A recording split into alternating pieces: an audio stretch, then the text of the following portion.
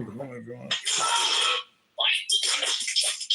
Oh shit, bro. Hello. I invited Hat Guy. Hey, what's up? Got a new phone. Does my mic sound pretty good? Yeah, sounds nice. Oh, relative. Great. Oh, wait, dude, we both got new phones this week? Let's go. Which phone did you?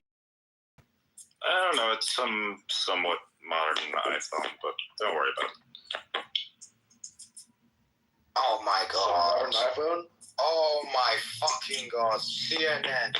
There are the new symbols. These are the new symbols of hate. This is the chill guy meme. And YSC, the new figurehead of racist right-wingers. Here's what you need to know. What? Isn't that kind of old? Dude, send me that shit. Oh, wait. I need to confirm this is real. Yeah, you can give it to me. I'll find Yeah, it. no, they've said that. I'm the meme archer, you see?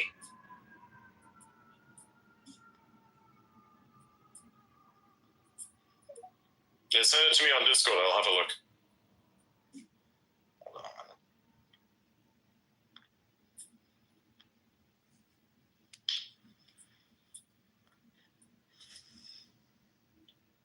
Oh, wait, no. That's not real. Alright. Never mind. No, I think they said that a long time ago. I don't remember when exactly. Yeah, they did, but I just saw someone on X post like the chill guy meme. I went to look at it, and it doesn't look like it's real now. Wild. The thing is, I wouldn't even be surprised if something like that happened.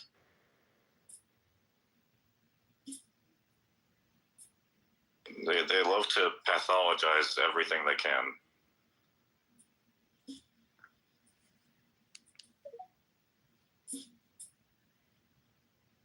Indeed. Mark Andreessen dives into secret debanking of tech founders. He went on Joe Rogan again.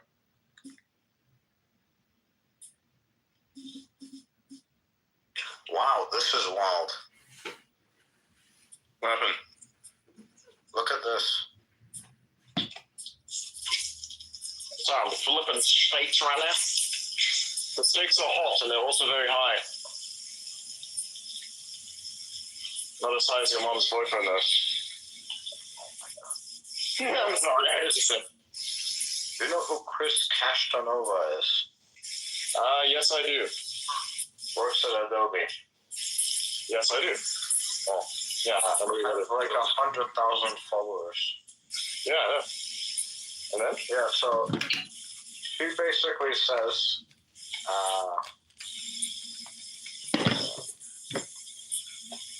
is she missing them? Huh? What? Oh wait, no, I got confused. Never mind. I probably need some sleep. Yeah, you need to get your shit together, my friend. You do these late at night for me. Well, they wouldn't be late at night if you weren't late. I'm just kidding. I actually move my time zone like to where Yeah. they're not late at night. It's coming to the West Coast, man.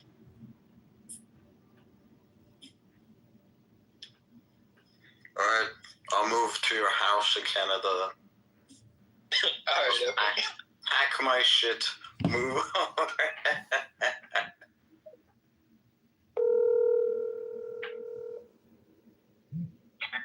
Hey, what's up?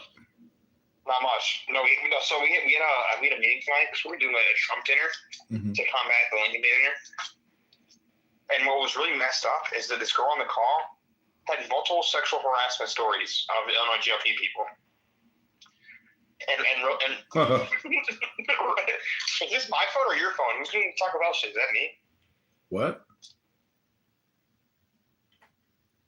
Is that you?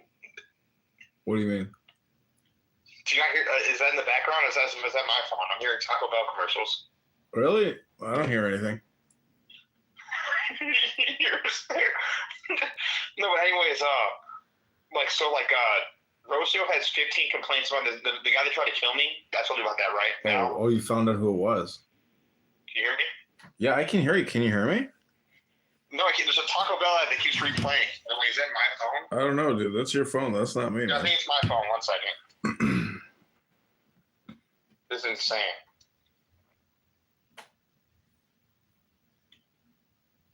What the hell? Yeah, that's got to be you. It's not me. Call me back.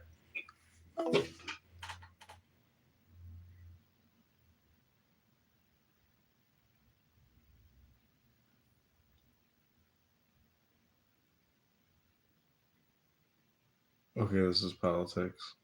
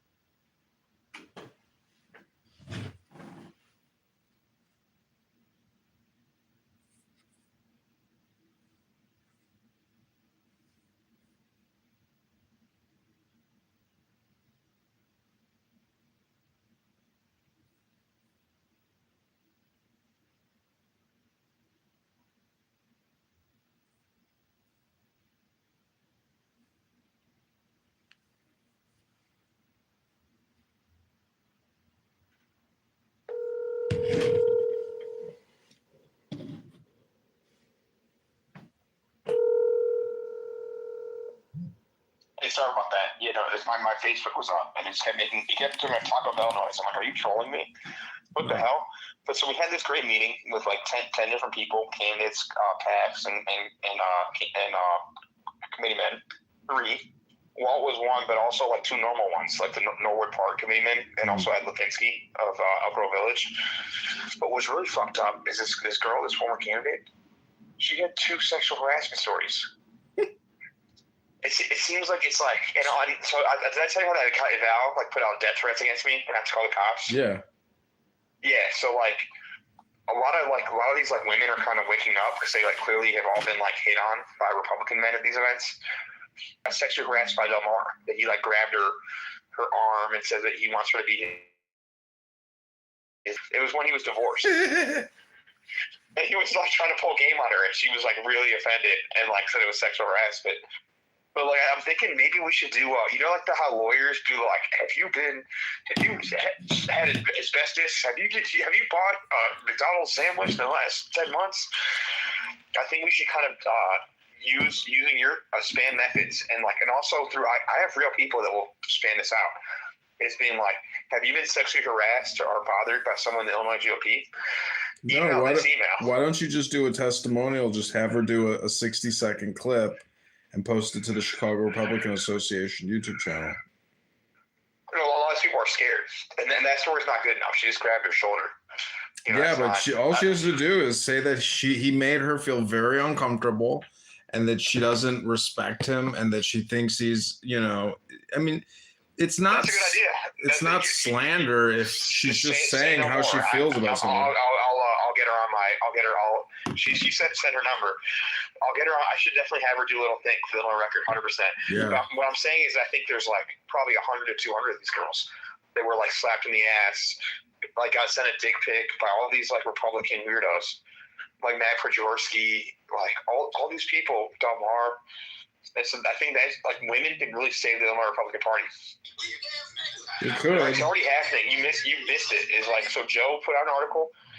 He started a Substack, Joe Severino, saying that all the Republicans are perverts, whatever. And some random mama bears texted me the article. Do you know Joe Severino? Mm-mm. I introduced. He's in one of the group texts with us.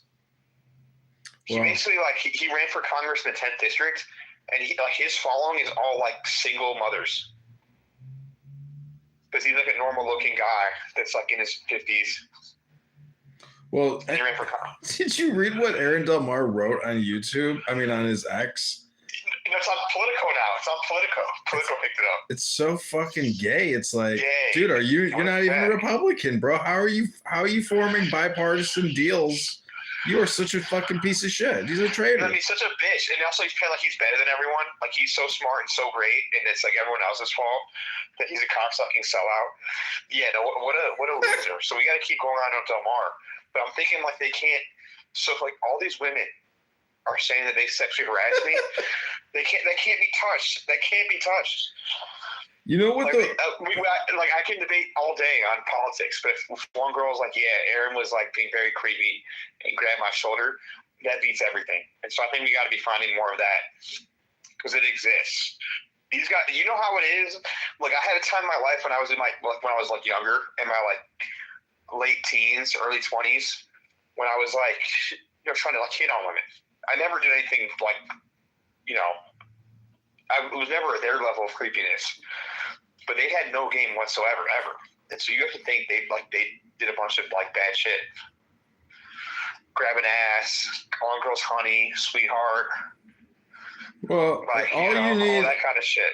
Listen, obviously that shit happens. But if you can get people on camera for Illinois record, to say that, then he can't argue against that. If some girl gets on camera and be like, "Yeah, Del Mar called me sugar tits," he can't win. He can't win. That'll go so viral amongst the whole crew. It'll blow their fucking tops. That's what I'm saying. So we got to find we have to kind of be on the lookout. I'm already on the lookout for that. So I'm thinking it's a pattern. He had to have been trying to bang these girls. We could also Illinois record. You should like screen record the Reddit thread about Paul Fiedler and just read what it says and say accusations against Paul Fiedler. Like you have to get their names into Google search. And if they want it, they can have it. They can always remove it by submitting what's called a privacy request, and YouTube will delete. YouTube just delete. Like they just deleted my account because somebody filed a privacy request. And it's, on Adrian Dittmann though stuff, is that still good? No, they just deleted like hundreds of Adrian Dittmann videos. It wasn't Elon Musk. It was probably this Jewish guy from Clubhouse named Dr. Jordan Shaw. Wow, that sucks. Or Roger Mayhem. It doesn't matter. Like it's do you still have the Dittmann videos though? I still have some because I have it spread out across 10 different YouTube accounts.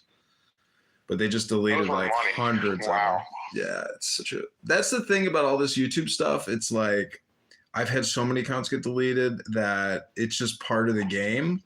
But I have figured out a way to get subscribers on YouTube, which is a good thing. You just use this audio overlay that says, please subscribe. I'm trying to become a big content creator, but I have no supporters. Hit the like button and subscribe button now. It's just hypnosis.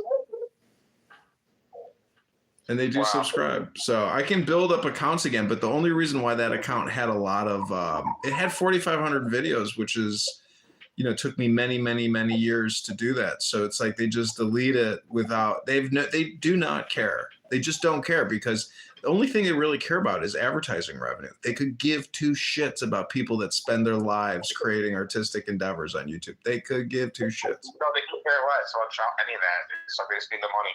They do not give a fuck who you are. None of that matters. But the thing about Aaron Del Mar, what was I going to tell you? Yeah, anyways, that Facebook thread was hilarious. And then the comments just like tearing him apart. And and he can't say shit. He's also such a loser. He should delete the comments. He doesn't delete the comments. He's such a narcissist. Well, this is what I was going to tell you is like the universe has a way of creating an equilibrium. So even though he may be the highway commissioner, he may be the committeeman, whatever he does for a living, guess who gets half of everything he gets, everything he works on? It all goes to his ex-wife. Yeah, let's go. She's my hero. Seriously, we need to get her on camera saying why she thinks her ex-husband is a fucking loser. Oh, please do. Let's get it. Let's get it in. I gotta get going, but I think we gotta get out. Let's get on the journalism front. Yeah, the journalism front is the way to go. Online gossip. Okay, talk to you soon. It is, but I think you should be more intentional. You should go quality, not quantity. Okay, sounds good. Except Dittmann, except Dittmann. Dittmann is quantity, not quality. But I think I think everything else is because you have a target on your back. You're doing quality. Let me do the quantity. Just give me the quality, and I'll distribute the quantity. That's fine. Well, then do the quantity against these GOP packs.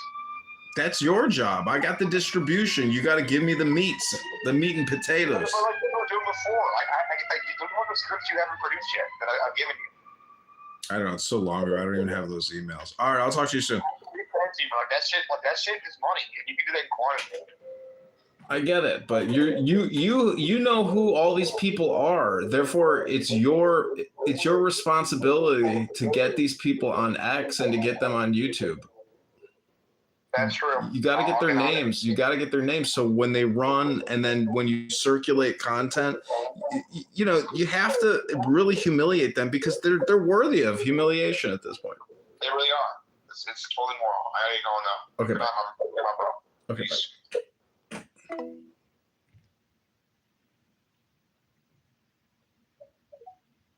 Army of the People's Republic of China. So basically, the Chinese military is essentially a small multiple of the Taiwanese. And if you could try to invade in landcraft and so forth, which is very difficult because of the strait and because of how the island actually set up with the bays and the landings the way it is, it's very, very hard to invade. So Taiwan's in a very fortunate position, actually, and it would be very easy for them to defend it, especially with our support and the Japanese support as well. Also, not to mention, the only places that they can actually land are the places that would literally destroy the fucking semiconductor fence. That's right. That's true.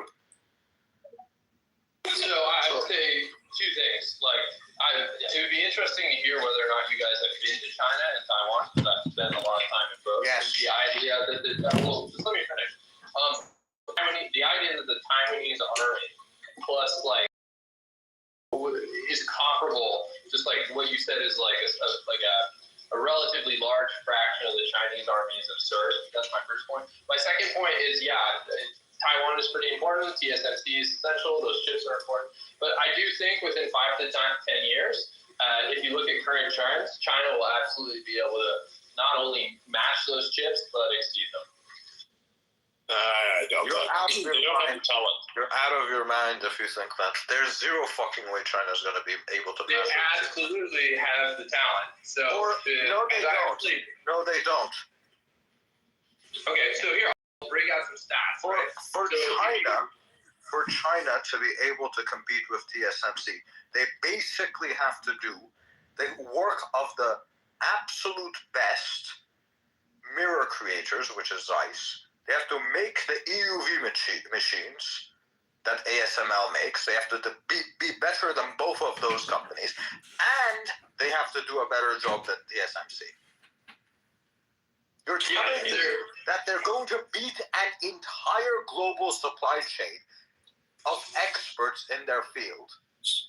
So just to refute, hold on, shower dude. Just to refute what Molson said, by the way, it's a long shower, man. Okay, so the PLA has more active personnel, about 2 million, and 500,000 reserve personnel. You add that together, it's 2.5 million. Taiwan, 300,000 active personnel, 2.3 million reserves. Again, because of conscriptions. They actually have more active. They have more reserve plus active, 2.6 million, than the PLA has reserve plus active. Taiwan has been an armed state for decades. They know that they could be invaded. They are just like Israel. They're ready to fight. Doesn't mean they win. I'm not saying that, but they would make it really, really hard. I will say there's a few things working in the favor of Taiwan, and there's a few things that are working against it. First of all, if Taiwan doesn't have anything to basically supply it energy, so within a few months, they would entirely run out of energy if there's a blockade. But sorry, you finished. Sorry about that. Yeah. But what they do have working in their favor is that the Taiwanese military equipment that they're buying from the United States is way higher quality than what China has for each one. But China does have quite a bit. Our real estate agency that have you guys been to China and have you guys been to Taiwan? Yes. Okay, great. So when I go there, I see bring up older the people. fact that Can I just bring up the fact that China mostly focuses on like infrastructure things? Like, obviously they have a very strong military, but their primary focus has always been like these 5-year plans, the things that they do to make their basic like civilian infrastructure as efficient as possible, and just like make their entire structure like just this very well-oiled machine. That is mostly their main priority, like overall, like at least at surface level. I don't think they're quite wanting to really militarize. That's my opinion. I'm sorry. I agree with that. And I'll just make 2 more points, and then I think we can put this to bed. So, for whatever it's worth, I've been going to China for 15 years. I'm conversant in Chinese. And look, I understand that the idea today that China could exceed TSMC is absurd, preposterous. But if you look in the past 2 to 3 years, they did something that no one thought was possible. So they were clearly following the footsteps of Tesla, which was the market leader and the innovator. We all know, like, obviously an amazing accomplishment. But they completely upended the world's supply chain and the world's market for vehicles. Go look at a graph of how many cars they export. And that is truly an impressive feat. And I think that they will be able to do similar when it comes to chips. And one final point, I do believe that the talent is there because there are huge numbers of younger people and who are graduating from universities with like decent STEM degrees, and they're just getting better all the time. And the government supports them probably in a way that's more confident than our own government supports our industries and China. So I think it'll happen. I don't think so. That is speculative. I think you're missing quite a few details. Making semiconductors is 1,000,000 times more difficult than making cars, even electric. China made some very intelligent investments with exclusive rights with mines to things you need for batteries in the EV industry, in mines in Africa for the EV industry. They gave some very clever investments for the EV industry. They made their government agencies buy from EV companies for their buses and things like that. They give them basically some kickstart money. So yes, China made some very, and they got Tesla to come to China so they could learn the expertise from Tesla. But it's like 1% as difficult. All of this is 1% as difficult as being competitive in the semiconductor industry. Making semiconductors is about the most difficult thing you can do in this entire planet. It's more difficult than sending rockets to space. It's more difficult than making cars. It's more difficult than anything else you can imagine. To say that China is going to manage to beat TSMC would mean that China has to figure out how to make EUV machines better than basically the entire rest of the world. They have to figure out how to do chip manufacturing better than the rest of the entire world without any of the industry experience, without investing over $1 trillion, which they would have to do, by the way. And they already tried that. They literally had SMIC, whose entire foundation was based off of hiring Americans and basically paying Taiwanese people working at TSMC to steal state secrets and steal TSMC secrets, and they ended up failing miserably despite receiving tens of billions of dollars from the Chinese government.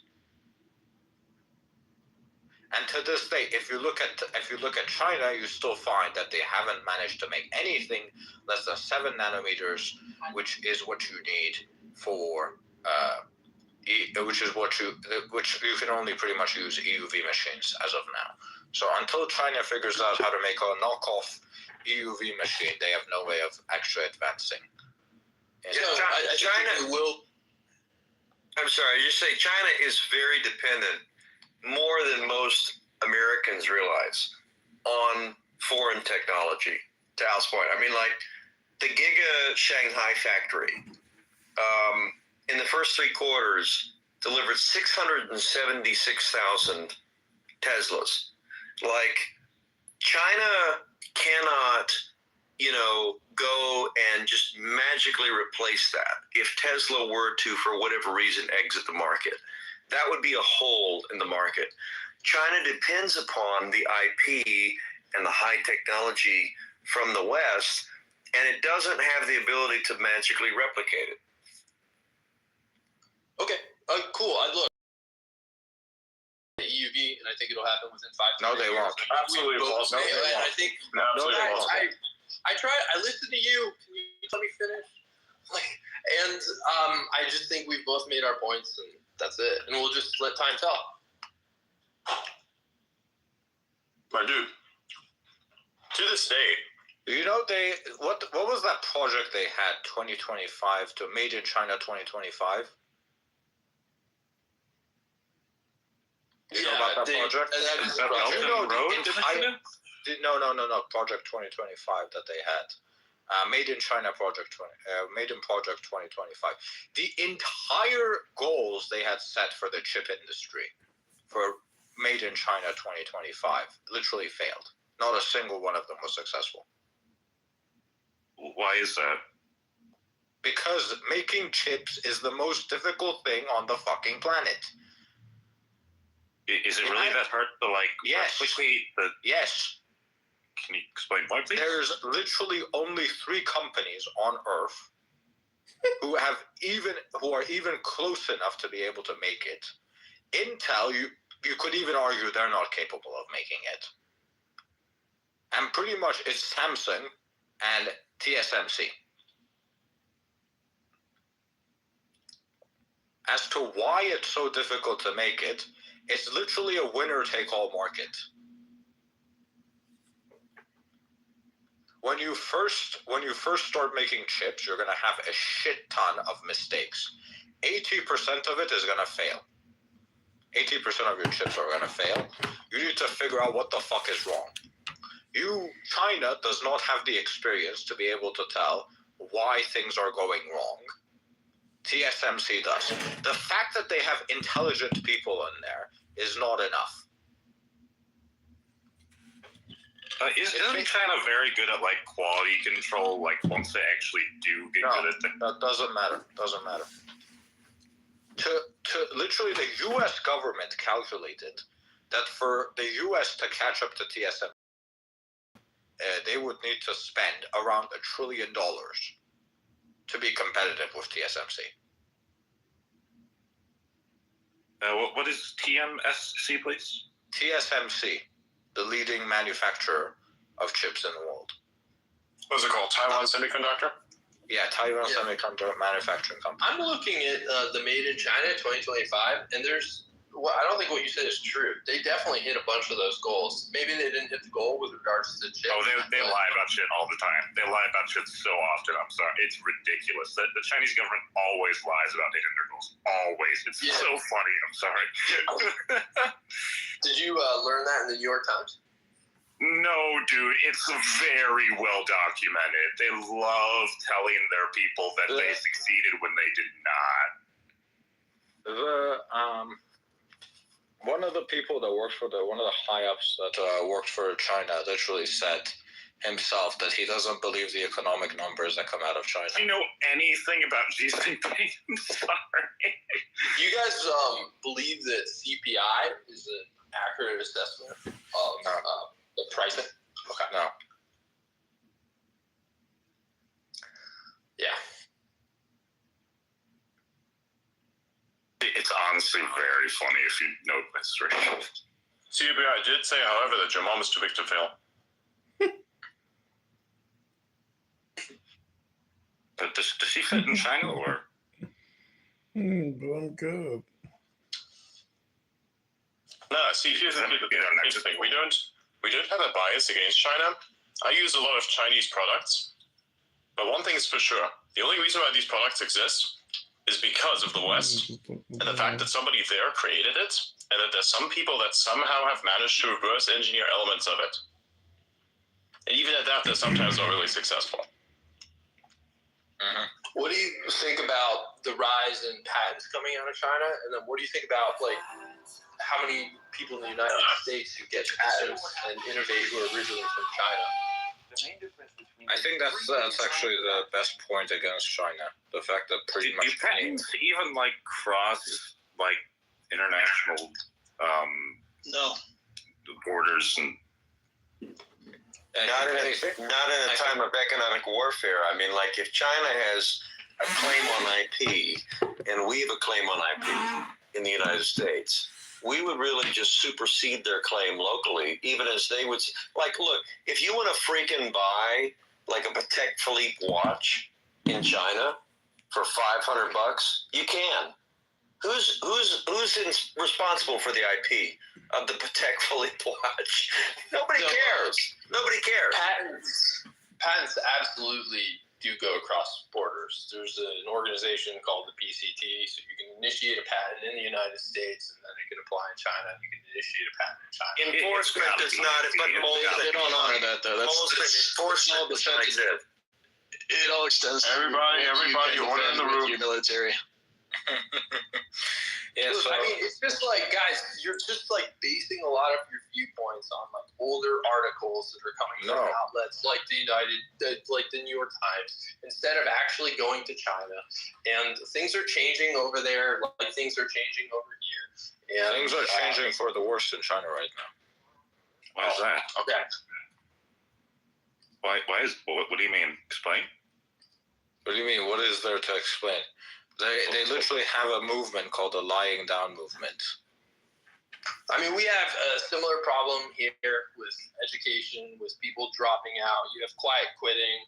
He's right that there's something called lie flat in China, but we also have our issues. I mean, like, Are you seriously defending Xi Jinping? Dude, they took over fucking... My dude. We're being logical here. There's no one defending anyone's policies or anyone's people. We are just trying to assess whether or not what is the truth. If there's something, look, here's the thing. I'll be the first to say that I will defend China on certain things because that's the truth. But you can't lie. I will admit that China makes some when Chinese do want to, they can make some very high quality products. China has some advantages, but like there is a obvious backsliding in China. They are so deep in debt. Their property market is in total crisis. They're trying to bail it out.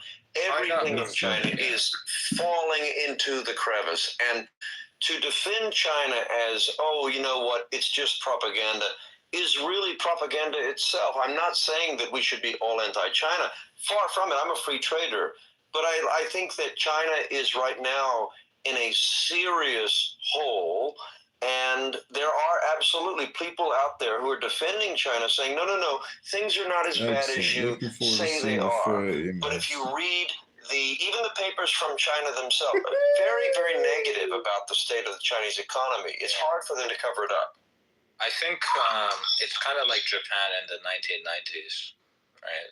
Or early 1980s, right, where people were like, Japan's gonna get more valuable than higher GDP than the US pretty soon, and the area around the castle in Tokyo was worth more than all the land in fucking California. It's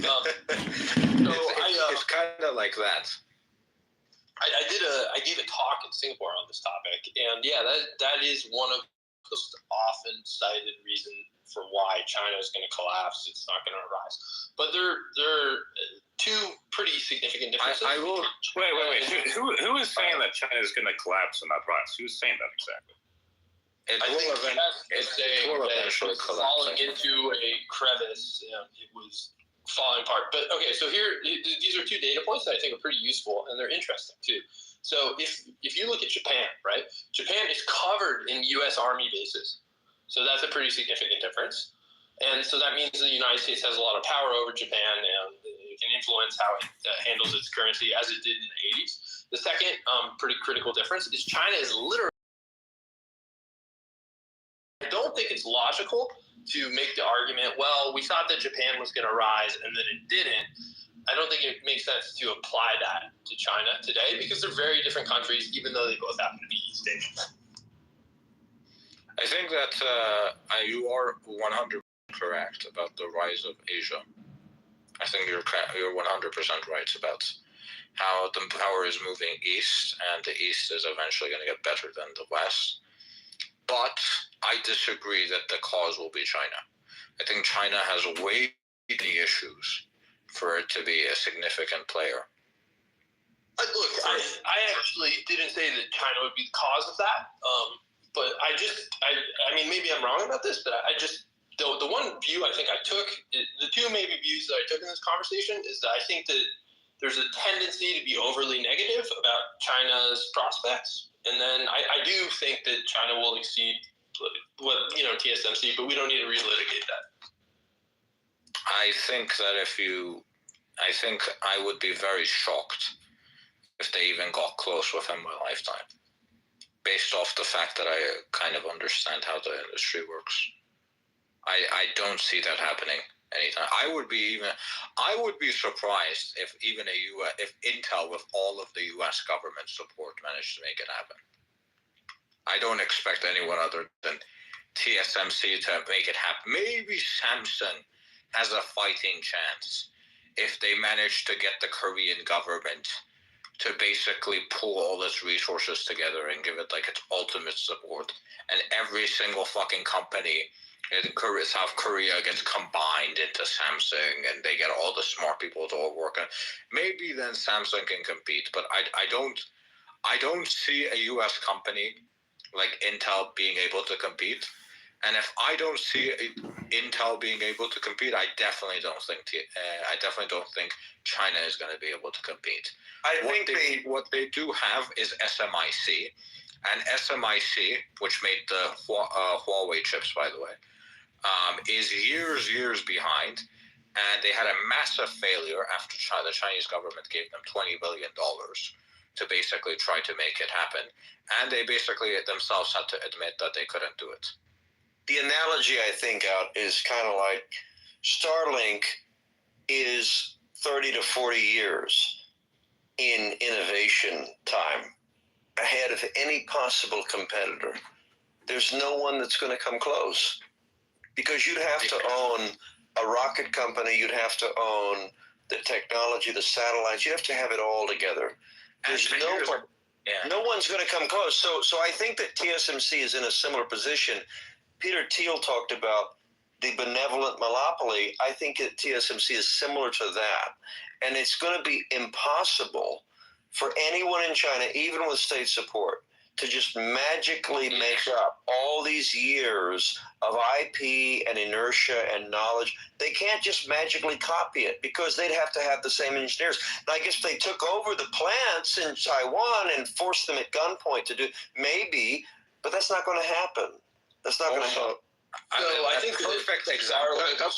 A perfect example of this, I think, is the oil companies. Right, in the Middle East. If you look at a lot of the oil companies in the Middle East, they were the only one that actually worked pretty well was Saudi Arabia. Right? Because what did the Saudi Arabians do? They basically had all these American oil companies come in, do oil exploration. They basically taxed them a shit ton, got some of the money from the oil companies while they were there. But over time, they were kind of buying the stakes. Instead of just overthrowing them like other countries did, what they did was they basically slowly bought a share, and they basically taught their own people how to actually run these oil companies. And that's why you see that Saudi Arabia is now like the world leading producer of oil, minus, I guess, the US right now, which I don't think the shale... I don't think the fracking boom is actually sustainable long term, but that's a whole other conversation. But Saudi Arabia was able to do that, and in a stable way, because they passed it on.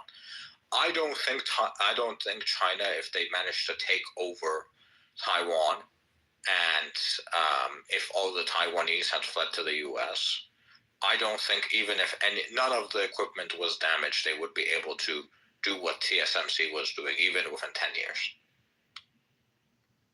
because they have no idea what they're doing. It's not replicable because the challenge is with a firm that you have to build, and this is, I mean, again, I'm not trying to say that Starlink and SpaceX is the perfect example, but when you think about it, SpaceX has 20 years now under its belt. If you wanted to go and build a firm to do what Starlink is doing, you'd have to really start from the beginning or license the technology. Where are you going to get it from? You're not going to magically go and Boeing's not going to give it to you. There's no IBM giving away the code these days. It's not going to happen that way. It's very, very, very hard to replicate everything that's been done. And that's what TSMC has had. That's the reason why no one has just taken it over. Otherwise, I guarantee you, Texas Instruments, Intel, AMD, they would have done it already if they could, right? But they haven't because TSMC has developed. It's kind of like Foxconn with the manufacture of these phones for Apple. Apple is not. Yes, Apple. That's right, and it's much easier to replicate that. But Foxconn still has a certain degree of advantage in how they're able to do it, and they are doing it in China, by the way. But the reason why Apple is very reliant upon them is because they have a certain degree of advantage. It's a few years, but TSMC has like 20 years, 25 years. I think this is a perfect example. This is a perfect example. If you look at China and India, for example, why companies don't manufacture in India, despite the similar populations. One of the advantages is that China's infrastructure is already built. India doesn't have proper infrastructure for the companies to actually do their assembly there. A lot of the rules are streamlined, whereas in India that's not the case. So China has all these years of advantages that have accumulated in their manufacturing industry that India is going to try to replicate, but it's still going to take time before they even get to the same spot. Now with TSMC, you have to basically imagine that this is a winner-take-all market, and there can only really be one real winner. It's not a winner-take-all market. You keep saying the chip industry. Yeah, it is. The chip industry. That's literally what the chip industry. You can argue that. So no. Okay. Hold on. Why do you think it's not a winner take all market? Give me your reasoning behind why you would think that it's not a winner take all market. Okay, I see it as a first mover market where the person who has the best. That doesn't make any sense because the first movers were all in other countries, not in Taiwan. No. Well, hold on. Like, I'll explain. Sorry, first mover is the wrong term. You're right. So, it's not a winner-take-all market the way that like Facebook or like a network effect company is. The company that has the best chips gets the bulk of the orders, but it's not a winner-take-all in the way that Facebook. Here's your flaw in thinking. The company that gets the bulk order immediately has the best chips. Why? Because I know about this. I manufacture stuff. Like, I know how scale works. No, you don't understand how scale works in chips. Just because, my family works in with chips specifically. The more you manufacture, the higher your yield is. So it's literally a business where the less you manufacture, the worse your product is. I understand that, but you can't say it's winner take all market because it actually is because if you have the best product, because you have the cheapest product for the best quality, and it's the best quality in those two cases because of the fact that you have the most volume, then no one can compete because no one else is going to have that volume. So they automatically can't have the best chips, and they also can't have the best chips for the value. So what are you going to compete on? The market, but you can't compete on price. You can't compete on price, and you can't compete on product simply because you don't have the. How are you going to compete? Well, look, with different chips, and that's clearly what happens, and that's why the industry is able to sustain. But that would require, hold on, but think about what that requires. Like when Apple changed from Motorola to Intel, and then back to Apple's own chips, right, with ARM. You had a massive architecture change that was software and hardware and firmware, everything to combine. That is why it is effectively a soft monopoly. It's not like a monopoly in the way, I mean, I would hope government would never be involved in that monopoly. It'd be stupid and bullshit. But it's like there is a entrenched position in the marketplace. That's right. If you have that entrenched position, you've been making the chips, you're relied upon for those chips, and you are the supplier, you're part of the components. You're not just going to get magically replaced because here's some other firm that says, oh, I've got a better product. I've got a better product. I'm slightly cheaper. It doesn't work like that. You're relied upon. It's like with Toyota, every one of their components in lean manufacturing comes from another, I mean, in theory, it comes from an outside supplier, right? It's not always that way. But like you develop relationships with these suppliers, they don't get replaced overnight. They effectively develop a monopoly within that company, and that is why they're relied upon. You can't just get rid of them overnight. Also, I would like to mention the strategy you talked about specifically, with you just work on different chips. That's kind of what Samsung and Global Foundries' main business is anyway. Global Foundries literally said we can't fucking compete with TSMC and Samsung, so they just gave up. And Samsung's main chip business isn't even isn't even like the chips that are used in the SoCs or the CPUs or GPUs. Their main chip business is the memory chips, which are an extremely difficult business to make money in. And it's where most of Samsung's revenues come from. It's most of Samsung's profits come from. And Samsung has to continuously invest tens of billions of dollars to hundreds of billions of dollars just to sustain this business, because they feel like they have no choice. They're stuck in this terrible business that is the memory chip business, because that's the only way they can actually make any money. It's like a commodity market, right? It's hyper competitive. Yes, because the memory chip business, unlike the SoCs and CPUs and GPUs, is not winner takes all. Right? It's just, okay, you have, this is the speed you have, this is what, right? You're looking at specs.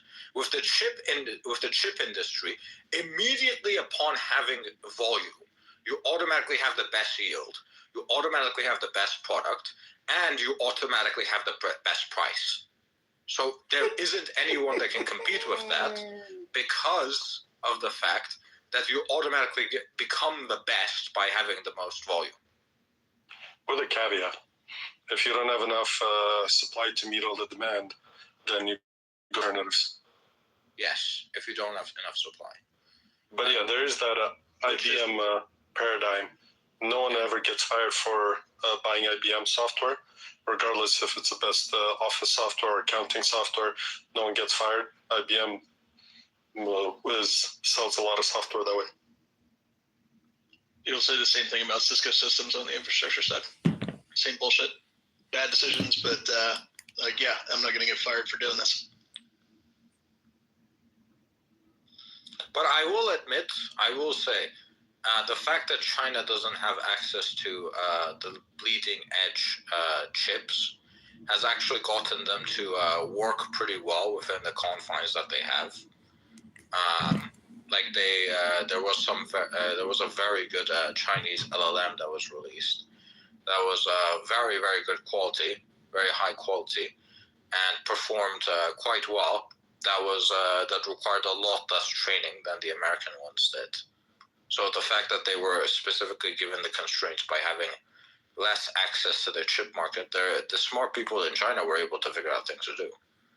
But I think that the chip market with nature, especially if we're talking about advanced semiconductors, specifically advanced semiconductors, which is what we're all concerned about the most, I think. It's literally a winner-takes-all market. There's no way you can win if you're not the... Can I ask a question? I looked up the stat, and the stat, I'll just say this thing and then I'll head out. So, yeah, you're right. I looked up the stats. So TSMC has 90% of the market for advanced chip manufacturing. 93. Whereas Sure. And then their market share for the global foundry market as of last year is 62%. So yeah. In terms of advanced chip manufacturing, yeah, I think it's pretty fair to say it's close to winner take all. Yeah. Can I ask a question? That's the one I was talking about. But the general chip business is a lot less competitive. Like Global Foundries literally said we're going to give up on the advanced chip industry because there's literally no way to compete with TSMC. They literally said that, and they're quite a profitable business. They work on other chips. They're not focused on advanced chips. But I'm not saying China can't have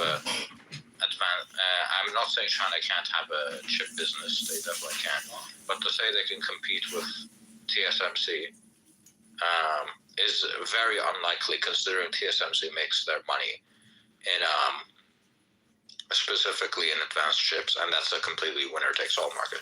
But if they went after Samsung with memory chip business, they could potentially be the winner. Because sorry for interrupting. I'm gonna sign out, and last thing I'll say is I think the idea that Boeing could have fallen on hard times was inconceivable. In any case, it was nice talking to you guys, and have a good night. Yeah, sorry, it turned someone's phone. Good night. Yeah, it kind of turned. By the way, yeah. I mean, hello to everybody. By the way, the Boeing thing. Boeing was its own doing, right? It's not an external factor. Yeah. Same with Intel. I will say Intel was complacency, I think. But the thing is, look, here's a problem. What you just saw is actually extremely important. It's more important than you could possibly realize, and I'll tell you why. So this person, he doesn't actually do things with manufacturing. I do things with manufacturing as well, but I have a bit of a different mindset on the world, and then I just listen to the story and then stitch together what exactly is most realistic. Like my signal, it's a different story. I just listen to everything, so I kind of do get the chip understanding part. But a lot of people will think exactly like Molson just does, and rightfully so. And this will be a big problem in the future, and I'll tell you exactly why.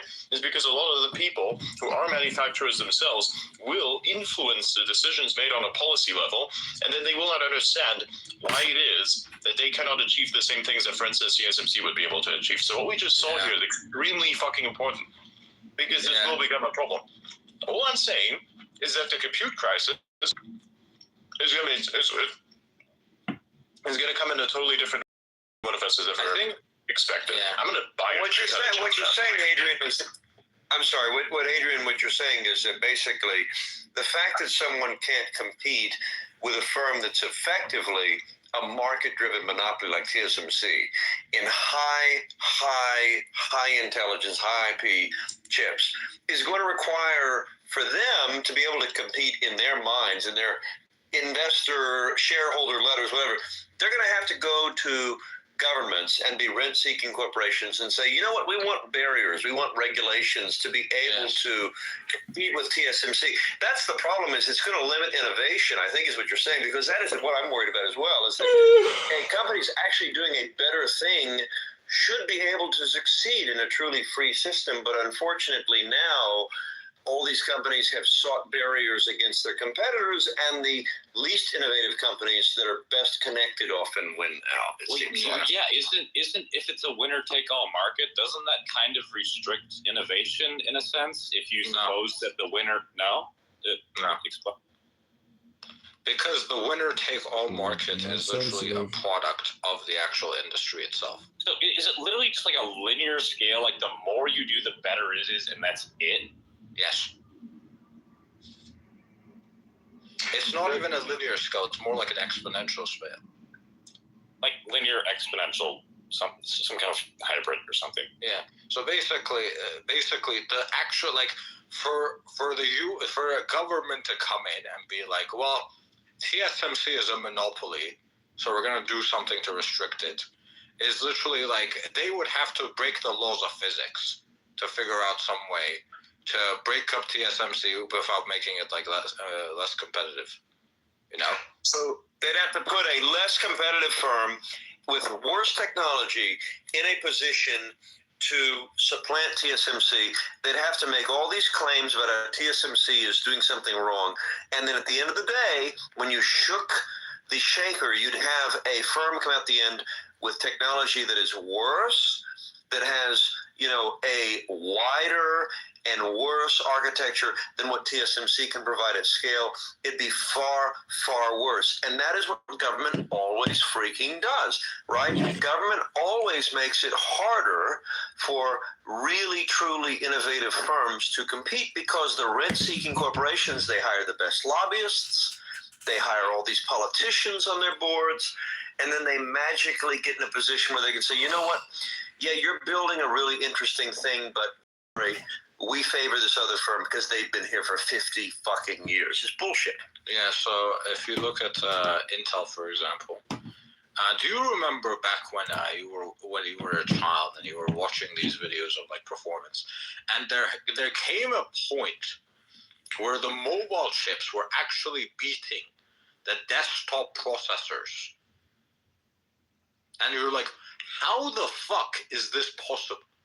How is it possible that someone can install Geekbench on an iPhone and get better performance than a fucking desktop chip?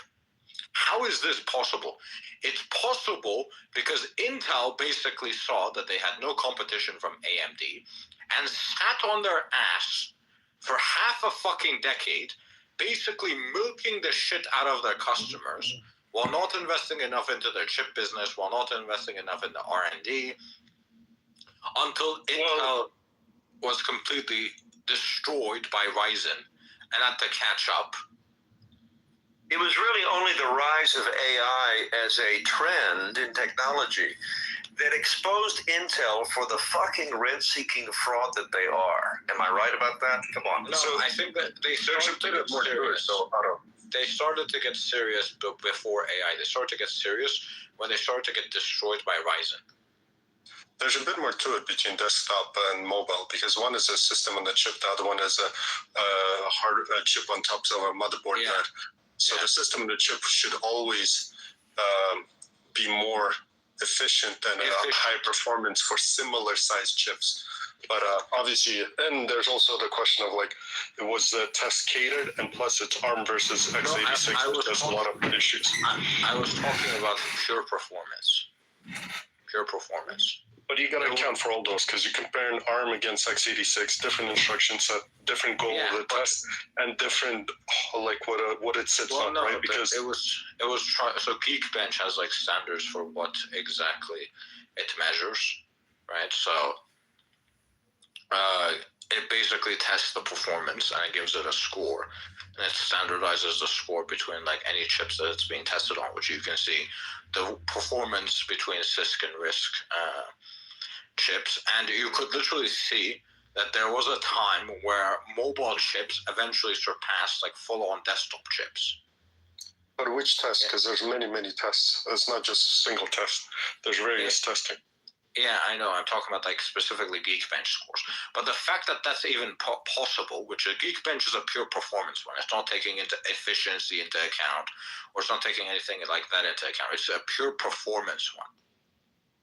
And the fact that an SoC on a phone, which doesn't even have a fan, was able to beat a full desktop chip in performance, a modern desktop chip at the time, in performance, with a full-on fan, overclock, is completely fucking ridiculous. If Intel wasn't sitting on their ass doing nothing for years, AMD wouldn't have been able to come in and completely destroy them. They literally came out with chips half the price with double the performance when they first released. Yeah, even the Motorola chips that were coming out in the early 2000s that Apple was using as desktops were getting very close, and in some cases exceeding Intel's performance. But because the platform was so obscure, I say this as a Mac user, so I'm a little biased, but I'm not wrong.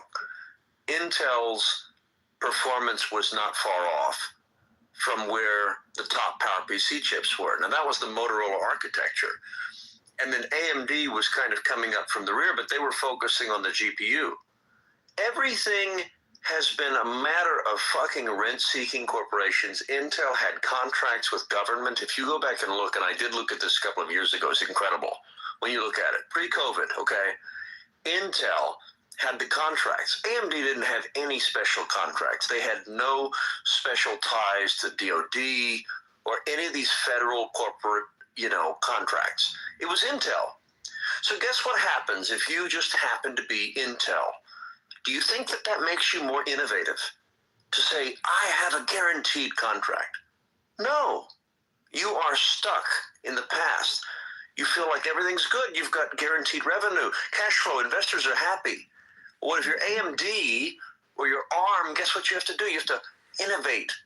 You have to fucking innovate. You have to innovate the shit out of your technology and make sure that you can compete. And that's exactly what they did.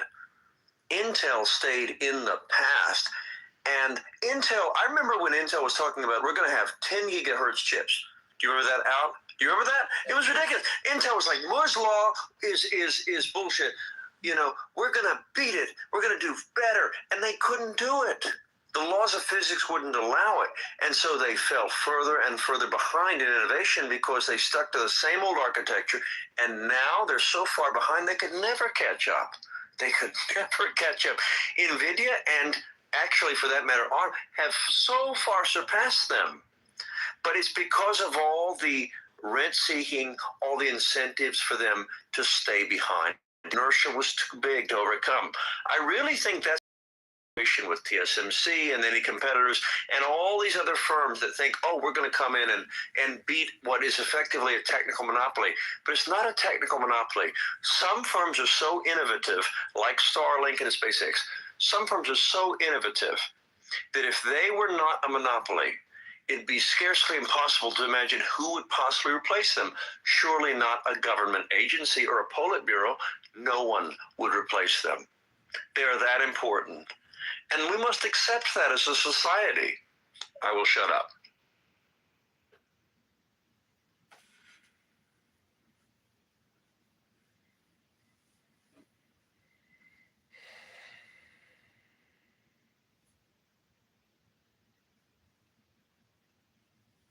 Evening, everyone. Otto, I have killed the chat.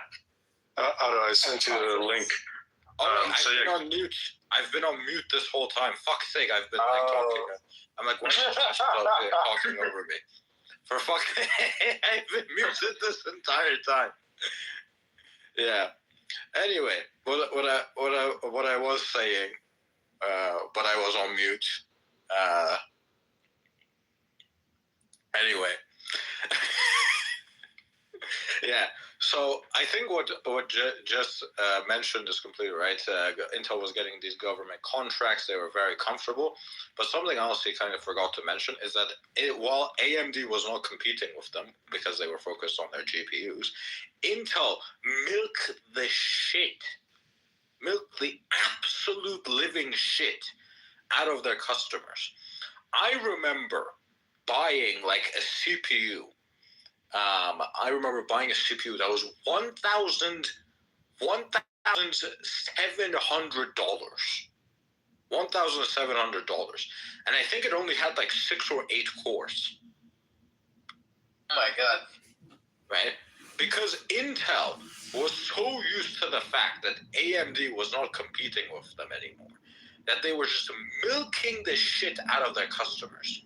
Look, and a few years after that, AMD came up with a better CPU than that for less than $500, and I was like, what the fuck is this? What the fuck is this? What has Intel been doing?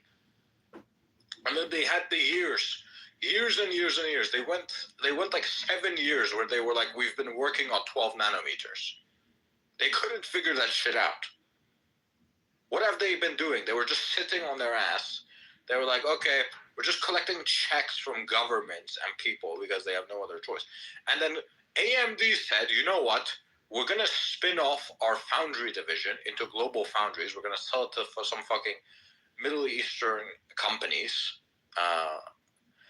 And we're going to just exclusively start using TSMC. And they used TSMC's chiplet design as opposed to Intel's like, oh, some of our chips are like extremely fucking flawed. So the ones that are extremely flawed, will make them like an i3, and then the ones that are like really, really good and have like minimal flaws on them, we're gonna make them like an i7, and then we're gonna have this and then that. Instead they use the chiplet design from TSMC, which works very, very well. It adds to it allows you to produce chips at a consistent quality for much cheaper. And Intel got fucked. They were behind both the foundry business, and they were behind on the chip business just because they got complacent. And so, for reference, the chips that Out is talking about are the i7 third generation, $700 one, and then the AMD one that came out at $500 would be the AMD FX. Can I make kind of a silly observation? Okay. I grew up playing like Nintendo games. You know, I had like a N64, GameCube, all that. I think there was something very nostalgic to me, and I don't just bias about the way those graphics were. Mario 64, Zelda Ocarina of Time. There was something like just, I don't know, like crisp about them. Something that just captured the imagination in a way that I feel like the modern graphics don't just really do. But that's not a function of the chip, though. I mean, that's not a function of the chip, right? That's a function of how the graphics are rendered, which is really up to this. Like they basically were like building the best they could with the engines they had at the time. If you went back to the old Unreal engines, you could build the same type of game now. And there are a few games like that, but you can build the same game now. It's just a matter of everyone wants to make it hyper-realistic with shadows and lighting and all this bullshit. I agree with you. I think those were fantastic. But they were using an older architecture. That's even totally it, though. I feel like there's almost like something in older technologies that gets lost somewhere or something. This is maybe a little bit absurd, maybe too abstract in a sense, but Did you play on a CRT by any chance? Isn't it like a type of TV or something? I'm sorry, I'm not that old. Yeah.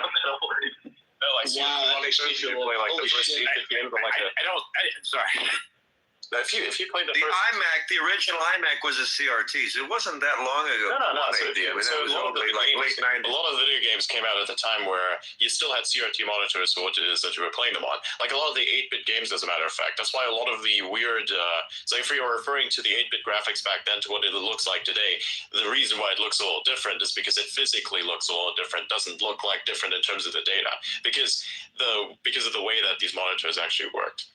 I don't know if that's what you're Well, the thing that nobody would want to hear, I'm sorry, but the thing that nobody, you can confirm this, the best of the gaming CRTs, so I'm old, CRTs were actually still better than almost all of the gaming LCDs today. It just like mic drop, like they were really good. They were faster. If you know about like Super Smash Brothers Melee, I know like in competitive scenes they will use they'll use like the old, the boob tube TVs. They'll use those really old frickin' TVs because they just render at a better rate or something. It's just more professional. That's right. It's a big difference competitively, apparently. Sort of. So let me chime in here for a second because you guys are full on in my territory. So I actually have everything that you guys just mentioned sitting here in my shop, like literally within arm's reach. So the CRT, the reason why the tube CRTs work better with that older technology is because it was made in virtually approximately the same age. So it was almost designed for it, you could say, but the scan lines that are on a CRT tube TV are within the analog range of what those consoles are about. When you get into the N64, the reason why it looked more full or a better design on a CRT is because the CRT almost gave it a rounding effect that it wasn't actually supposed to have, because the N64 is the first console that went outside of the 640 line draw rate, but it still was able to dumb it down enough for the CRT, or rather the CRT did it for the console. So with those CRTs that you're talking about, that shop right now, and I use them, believe it or not, to play Duck Hunt on because they're the only TVs that'll work, and as well as the Super Scope seems to work better, even though it has its own receiver, but it works better on a CRT. As far as better than modern LCDs, I wouldn't say that anymore. There was a point in time where that was true, but modern LCDs modern LEDs, Super OLEDs, actually have a much better resolution frame draw rate than what a CRT could ever hope to have, depending on what you're talking about, what you have it hooked up to. So the other thing about the CRT, just super quick, the CRT, right? It's basically it just renders 1 pixel at a time at the scanning line, right? There was optimization done before that by GameCube, by Nintendo overall, and Nintendo overall had really optimized the shit out of their hardware. Like they had weaker hardware than competitors, but they really optimized it. So, and they counted for the line rendering as well to make sure that all their graphics. So there could have been that effect that was being created at that time. But yeah, Nintendo was like a standout in terms of the graphics optimization and how low level they went. Yeah, I'll just say this very briefly, Augie. I brought out recently, I had an old Mitsubishi, I'm sure you remember exactly what I'm talking about. Mitsubishi for a time had the top DLP home TV. It was very large. They had like up to 80-inch, DLP TV, right? It was freaking massive, but it was thinner. It was thinner than the older versions, but it was still pretty freaking huge. They sold them well into the 2000s, okay? And I have one of these things still. I had it until very recently. At some point recently, I brought that thing out and I put it next to a modern OLED TV. And I played the same movie at the same time on both. And I have to be frank with you, okay? The DLP I thought had better color. It had better, it had a better refresh rate. It just seemed better. The only reason I wouldn't possibly use it for that is because it's freaking massive. But it was an excellent picture quality. So the technology was really good. It was just unfortunately so huge in the space that it required. But it wasn't bad technology. I mean, it really was very good. Yeah, the reason why you see it as being as good or slightly better, there's actually an inherent problem with all sorts of OLEDs or super OLEDs or anything like that, and that is the darkness of the blacks. So an untrained eye won't necessarily notice it, but if you've been in the industry or you've looked at a lot of different TVs, 100%. You'll see that the black on the super old OLED TV compared to like an older even LCD or even CRT monitor is definitely not as deep. And whereas now in modern days, it doesn't really matter all that much. We don't really care. Yeah, our brain goes, okay, that's dark, that's supposed to be black, et cetera, et cetera. It does make a difference with older technology hooked up to it, or like an older DVD or Blu-ray player, because the newer ones actually account for that and they translate it correctly to the device you're viewing on. Do you think this is in any way the fault of the consumer, or is this just like a natural flaw in some kind of process with technology itself, or what is actually going on? Is something lost along the way? What is this? The easiest answer to that is yes. It's the fault of both, actually. So the consumers themselves, just kind of been like, okay, yeah, it is what it is, but also the newer technology, such as with the OLED, with the darks not actually being as black as they should be, that's just an inherent technology flaw that they can't do anything about, because even though, the way that backlit OLED or LED technology works is that there's a light behind it. Well, with the light behind it, if you're supposed to display something in black, there's always going to be a little bit of bleed over because that's just the way it is. There's not an individual light for each individual pixel it displays. So you're going to have some bleed over from the back of the inside of a TV. I don't know if anybody's ever taken one apart. It's just literally a couple of light strips, depending on the size of the TV, or it could just have one if it's like a 30-inch or something. So when that part of the TV is supposed to be black, what you're seeing is the bleed back from the light, and that's just the way it is. Since consumers have said, oh, well, hey, that's just the way it is, okay, fine, whatever, they've accepted it, so nobody's really tried to innovate on it. There was one difference from that, Augie, the only one I ever saw that was as good as the old DLPs. I don't know if you remember, about maybe 15 years ago, Sony came out with the kind of the first consumer OLED. It was like freaking 10 inches or 11 inches. It was tiny, and it cost like $15,000. It was so expensive, but it had really good blacks. That one, as I recall, I never bought one, but it was far superior, I think, to anything we have today, and almost as good as the DLPs. I haven't seen anything as good since I saw that particular one in person. Yeah. So that one was more than likely a plasma model when they first came out with it. That was their attempt to make an affordable, quote unquote, plasma model TV. And of course, nobody was going to pay, $15,000 for an 11-inch, plasma TV, because that's just ridiculous. So they immediately went to making the bigger models as soon as they were able to get the manufacturing costs under control and whatnot. And even still, plasma TVs weren't around for very long. But yes, plasma TVs also have very, very good darks and blacks because they can control the flow of the light source a little bit better than just in the backlight. Right? So I have a bit of a different theory to add to the actual differences in the way that games are displayed. I think there's also something psychological happening, and I think it's happening on a couple of levels. One of them is sort of like the basic principles of design. So if you study the psychological theory that underlines the principles of design, simple designs tend to evoke the most joy in people. And as graphics have gotten better, designs have gotten more complicated. And that's kind of hit or miss psychologically with people. And so it doesn't give you those same good feelings immediately when you look at the graphics. But another thing that I think is happening is as those graphics are becoming more realistic, we start to experience, it's not quite the uncanny valley, but it's sort of a similar effect. And I think that people become less enthused as the graphics get closer and closer to real life because it diminished returns. Yeah, I agree. I think there are diminishing returns on improving graphical quality for sure. Yeah, I actually don't. It's interesting. The best games don't even have the best graphics, they have the best physics. Yeah. It's not so much with the graphics. That's why developers are so focused on it nowadays. Do you know how much effort actually went into designing the physics of like Super Mario 64? It's actually somewhat historic in a sense. One of my favorite games on the 64. Yeah, it's great. It's a fantastic game. It's the same as Super Smash Bros. Yeah. By the way, I wanted to say something about the manufacturing thing before.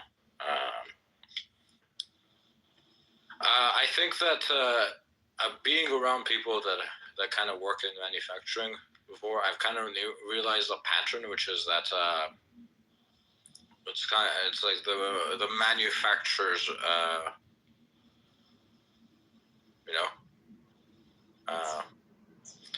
manufacturers typically have like this mental image that every business needs to work exactly like the way they run it for some reason. So what ends up happening is that you see a lot of manufacturing people that made their money in manufacturing, they'll go into and buy a shit ton of Google stock. And then they'll be like, why the fuck is Google spending $500,000 on a normal worker? Like they see the software developers as like normal. Did you just say $500,000? Yes. Jesus Christ. That's a pretty reasonable salary for some software developers. That depends on what they do. It's obscene. Look at how much a single family house with 2,000 square feet costs in Mountain View, California. Yeah, not to mention it's actually pretty reasonable if you actually know what you're doing. I mean, like Signal is, for example, a non-profit, and a lot of people have been giving it shit for like paying some of their developers hundreds of thousands of dollars. And I'm like, listen, the number of people that can probably do this type of encryption well, I'm not talking about decent enough, okay enough. When your entire app is literally focused on security and privacy and things like that, you want the person that is doing the encryption to know what the fuck they're doing inside and out. How many people on Earth do you think exist that can do this the best in the world, right? Not just an okay job. You can hire like an okay developer for anything, but to hire like an excellent developer, that is a very difficult task. So there's probably less than 1,000 people on the entire fucking planet that can do encryption properly to the standards that are required. And you're telling me, right, you're going to say, oh, don't spend this money on this type of developer because, well, you're a non-profit, so you can't spend that much. No, that person is going to get fucking hired by a tech company for that same amount or higher. And so your non-profit isn't going to be able to fucking compete because then you're not going to have anyone qualified working for you. So sometimes it is required to spend hundreds of thousands of dollars, for some developers even millions of dollars, just because they're the best at their field. They have the best knowledge. But when people that work in manufacturing, and I have seen this based on the people that I know in real life that have worked in manufacturing, a lot of them kind of see like the software developers as the workers on the factory lines, right? The normal people that could easily be replaced with like maybe 6 months of training. You could sometimes take some villager out of somewhere, train them for 6 months, and then boom, they'd be able to do what you need them to do for a very low wage.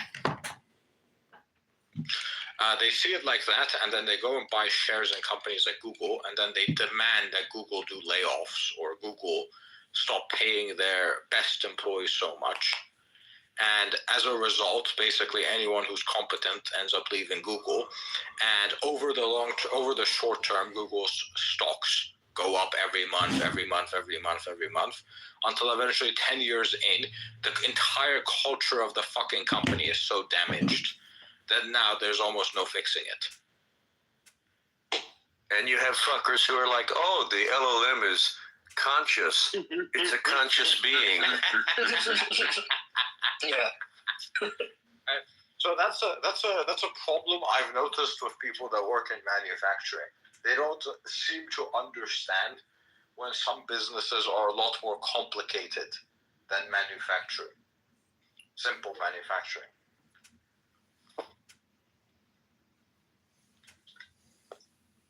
I mean, I think Grok is pretty good, but I think one of the reasons I tend to trust XAI a little bit more is no motherfucker is on CNBC saying, you know, this is conscious. I've decided this is my God. This is a conscious being, and we should save it. Those fuckers at Google. I will say one thing though. Everything that it does is just predict the next thing. So it does make sense that it would imitate something that is conscious, because the very fabric of everything we put out is just a projection of whatever our conscious mind is, even as a whole. Reality is stochastic. Memory is stochastic. Yeah, so literally everything, every tiny little thing, even the technology that we built, to a certain extent, is some sort of mimicry of some logic or biology. Even, you know, like you look at stuff that's bionic in nature, like your fucking Velcro. It's like we have this type of projection-based way of shaping things. That's the only way we actually change anything in the universe. And so, because of that, we actually, especially with language, it's the closest to our consciousness, I think. With that, you can actually instill emotion because it requires the shaping of a being. So in a sense, if you have like an AI, it'll predict the next thing comes out. It doesn't understand anything. It doesn't actually know anything. The idea of it understanding or knowing anything is just outside of whatever it is, right? We understand things. We know things, right? This thing just predicts the next thing that we put into it, and it doesn't even know anything of what we put into it, because then it would have the conscious choice of saying, yeah, I don't believe in that kind of stuff over here because I actually know what's happening. And this thing is not aware of that. Even if it had an agent on top of that, maybe it was aware of it in that sense, but it's still not aware of it because we made it this way. Now, it will pretend to be a human That's not going to change. It actually will continue to do that, and it will be extremely convincing at that, because by all intents and purposes, the way it manages information, if you were to give it the ability to manage information based on what it has as a means to basically navigate the universe, it will basically do exactly that, what the average human would do, which is also why PhD level intelligence is hilarious. Yes, but it would still be limited by its inputs. If you had an LLM developed, if it was possible, by a bunch of fourth graders, then it'd be really good at telling like fucking fart jokes. You'd be like, this LLM tells incredibly human fart jokes, but it isn't very smart in other, in other respects. I'll tell you what makes me trust XAI. Greg Yang. Yeah, he's insane. I like him. I mean, look, when you have reports of fucking people burning effigies in front of the fucking servers at OpenAI, I'm like, what kind of bull? You taken the joke that Elon said we're summoning the demon with this one, you took that, and you took it literally, where it's like, you're praying to some fucking silicone. Like, what? That's insane, man. Sam is just praying for more VC investment to diffuse the open source. Oh, dude, it's getting worse. It's getting worse, actually. One of the bigger things that has happened at the moment is the fact that Zora got leaked. You guys see that? Zora, their video program thing got leaked. How fucking shitty it must be to work at OpenAI right now, because I'll tell you something. To be fair, though, they created just the latest version. Leaks, not the. I don't. Yeah, but it's still pretty. Yeah, it's still pretty sizable, and I'll tell you why. So, the first thing that comes out, okay, cool. We have a new update, which makes the system stupider. So now we have a stupid system. Then on top of that, oh hey, we have a video thing. Everybody figures out about the video thing, then they don't release it for a while. Then every other company does the video thing. They kind of struggle, then do it as they do this. They make video possible, and it's so thick that it basically is on par with whatever Zora demo they put out. And then they still don't release the fucking product, still don't put it out for people to use. They literally opened up the market. They fucking opened up the market for every single fucking AI video out there. Didn't exploit it, and now on top of that, it gets fucking leaked right after they released the latest version for their GPT that is more stupid than the thing that came before. Holy fuck, man. OpenAI is so cooked. With the dumbest names possible as well. I'm like, what the fuck is this? GPT-4, GPT-4o, 01, 01 preview. What the fuck is this? What name? They're getting a better name like GPT. GPT-5 is coming. It reminds me of when Quark Express was like, okay, guys, we're going to update. If you remember back in 01, 02, Quark Express was like, okay, guys, we're going to update. It took like 2 more years, and everybody had moved to InDesign because they're like, we're not going to wait anymore for this bullshit. You know, all the designers had migrated, and then they're like, okay, we're ready. Quark is ready for OS 10. We're ready. We're here. We've updated it. Everybody had moved on. I mean, like, GPT is so far behind Grok, and like the image capability is so far behind. No, that's not true. No, that's not true. It's not. No, that's not true. The LLM capabilities of GPT, especially not the recent one, but the one that came before that, is actually pretty good. It is pretty good, so that's not true. And the Grok doesn't generate any images at all. It just uses Flux as a means to generate. And then on top of that, DALL-E is the image generator that they use, that OpenAI uses. So a little bit different, the caveat. I think. Yeah, I think. But it's doing it without limitations, and Midjourney specifically is far ahead in terms of what it will generate, how it does it, than what.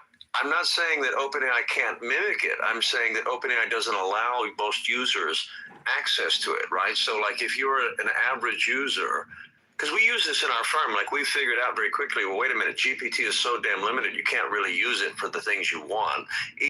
of the supposed apps built on top of it. It's nothing. They're just scripts, and they're not really even that good. The prompts are not that good. Nobody's really figured out how to bypass the restrictions. So the things you want to do with it, you have to go to third-party plugins and so forth using the API. It's like, well, might as well just abandon it. It's worthless. Grokkus is better in that respect. And yes, I think Midjourney and Runway and these others are really lapping GPT, and within a matter of a year or two, I think it'll be obsolete if they don't deliver on what they promised. It will be a bit of a problem, though. It will be a bit of a problem, though, that every single AI company will experience, and they are going to experience it very soon, because we're literally at the last step now. Transformer architecture is limited by scale as a very specific scaling limitation, and we're basically reaching that right now, which is also the reason why something such as GPT, the latest versions, they don't actually improve anymore as much as people would think that they do.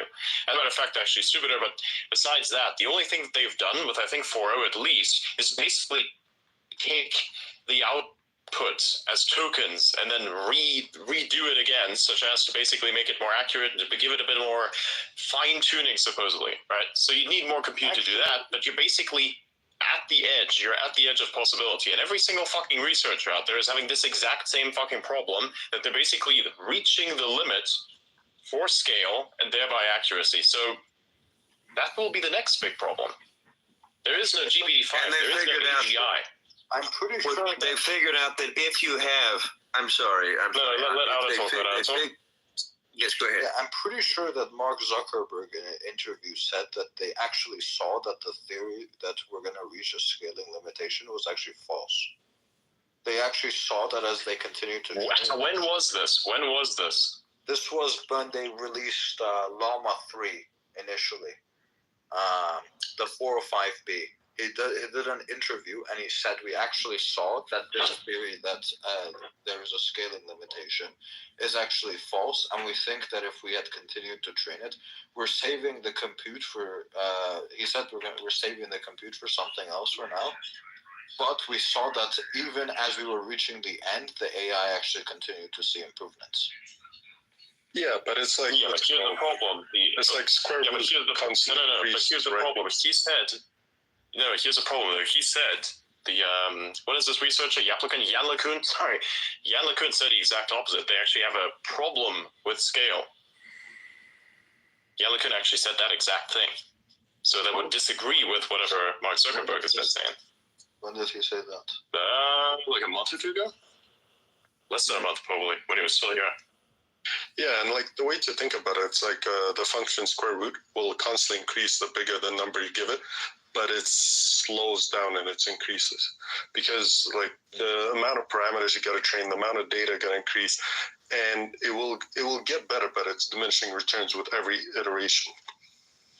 And if you train it with AI generations or stuff that comes from the LLM, it's not going to get tremendously better because the output from the LLM is really unable.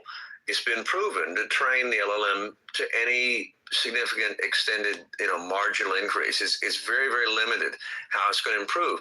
So you kind of hit a wall there. You're exactly right, Adrian. You hit a wall on how much this can improve. Yeah, but that's a data limitation. I'm actually talking about an architecture scaling limitation. That's a little bit different. Data limitation is besides the point that we're not coming up with new things.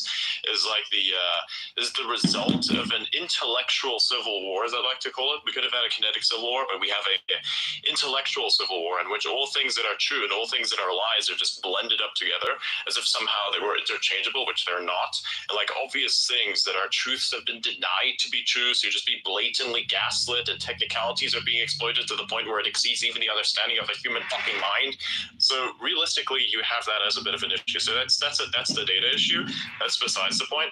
No, but what I'm saying specifically is the capability of the system itself, based on the architecture that it uses to do the thing that it's doing, is to, for simple sense, let's say, think, even though it's not really thinking. Yeah. By the way, fun thought.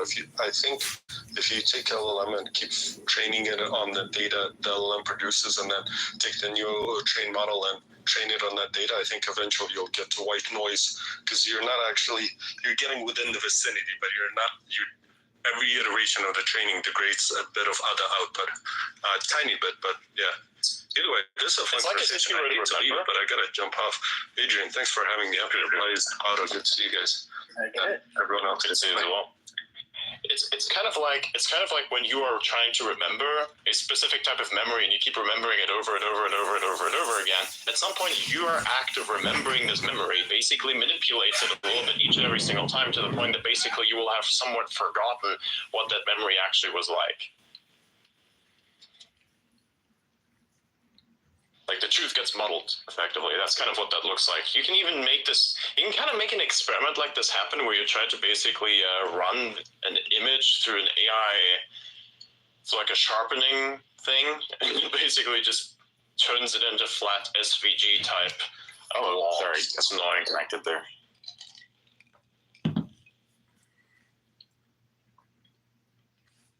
Yeah. So, Adrian, all right, how about this? Where do you see the potential for improvement in LLMs, given that we seem to have run into somewhat of an architectural and a data wall of some sort? Like, where do you see this improving in the next few years, if at all? It feels like we've almost hit a sort of a Moore's Law end for AI improvement, in spite of whatever Sam Altman might have thought up while he was doing coke at a Silicon Valley party in Palo Alto or something. Like, what? I mean, like, seriously, what have we hit here? What does the future look like? Case specific type of LLMs, perhaps that would be something that is more necessary. I think case specific is great because it kind of divides. There's less chaos in the system, so that's good. Another thing would be perhaps on the optimization level, you could kind of, the more compute would be beneficial, so you can effectively reprocess over and over again until you get a desirable output that's, almost perfect. That could help. But beyond that, you'd have to practically come up with a new architecture, and I have no idea what that's going to look like. Many have tried, and some are trying right now. I think there's like a research lab in Dubai that's trying, but it's kind of wasteful. It's not working as well as people would think, but it's a start. Beyond so when these fuckers are talking about like putting it on when these fuckers are putting it, like they're saying we're going to put it next to a nuclear power plant. I mean, that's not really going to improve anything, honestly. No, yes, it is. You need all. Yes, it is. So I found.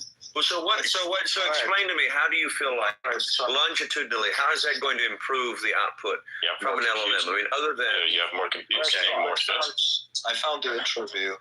It was around 7 months ago when they released Llama 3. Are you sure it was 7? Oh yeah, that already. Okay, 7 months ago. Okay, yeah, that's different because I'm talking about something that Jan LeCun brought out a month or so ago. Yeah, that's a little different. Yeah, so he said in that one that they actually saw. So the limitations that they had put. So the limitations that a lot of researchers had put on LLMs beforehand. Where they said that there is the scaling limit, they had actually found out to be false, and as they continued training, they actually saw that it would continue getting better. So why is then the chief researcher saying the opposite is true? I don't know. That you're having diminishing returns. What the fuck's going on here then? Because something's not adding up. Yeah, I don't know. Maybe. Okay, so 7 months ago they released 70. What was it? 7 months ago was a way different story. People still believe that the AGI is going to come out in like the next 2 years or something like that. I think that has vastly changed. Right. What exactly did they release? They released like was it 8B and 70B, right? Not sure. Anyway, the first two models, the first two models, I think maybe they saw that they hit limits around 4 or 5B, probably. Yeah, he was saying that we thought it would get more saturated it's like we trained on around 15 trillion tokens. I guess our prediction going in was that it was going to asymptote more, but even by the end it was start learning, right? It's like we probably, I'm reading it directly, so he stutters a lot. We probably could have had a bit more tokens, and would have gotten them somewhat better. He notes that they were surprised that even after training on 15 trillion tokens, the model was still improving and hadn't plateaued as expected. But he did say that they had to make a trade-off between training to continue to see if it would continue improving, or and testing hypothesis for Llama 4.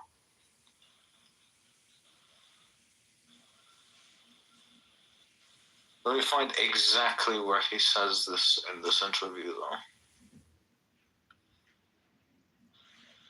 So, Adrian, what you're saying is essentially more power means more compute. Fine, but the actual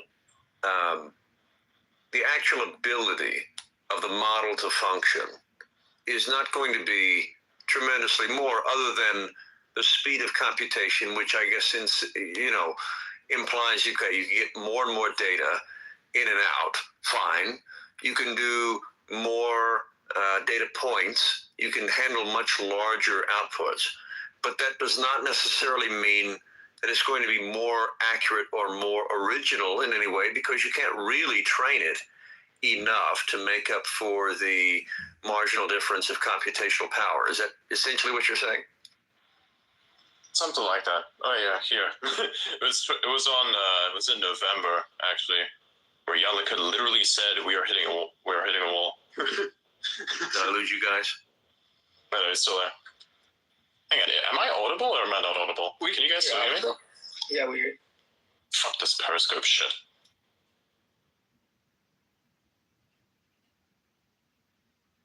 Yeah, no, I'm reading this. Yeah, seems to be this. Yeah, we can hear you. So yeah, that's very interesting that the story has changed, and I wonder what the reasons for that are. Yeah, they're hitting a limit for improvement. It's like you're trying to outlearn learning itself. It's not going to work. I wonder what other kind of limits we're going to find in the future as well. What? What did you say? Nothing. We were just kind of continuing the conversation. I do want. I need to get my other phone. This fucking receiver is dog shit. Yeah. So I found exactly what on the podcast.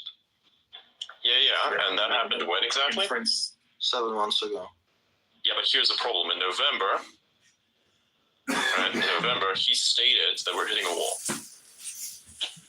What was his exact phrasing? That. Can you really sure that was his exactly like? Let me see if I can find the exact. Because I want to see exactly what he's talking about. They're hitting a wall on. Because if it's like a wall on like the information, the amount of data they have, that's kind of different. I mean, I have somewhat conspiratorial thoughts about the reasons why ChatGPT has gotten worse, and the reason why the limitations on AI technology have become much more apparent in recent times. But it's all conjecture. Apparently, the CEO of Claude went on of Claude Anthropic went on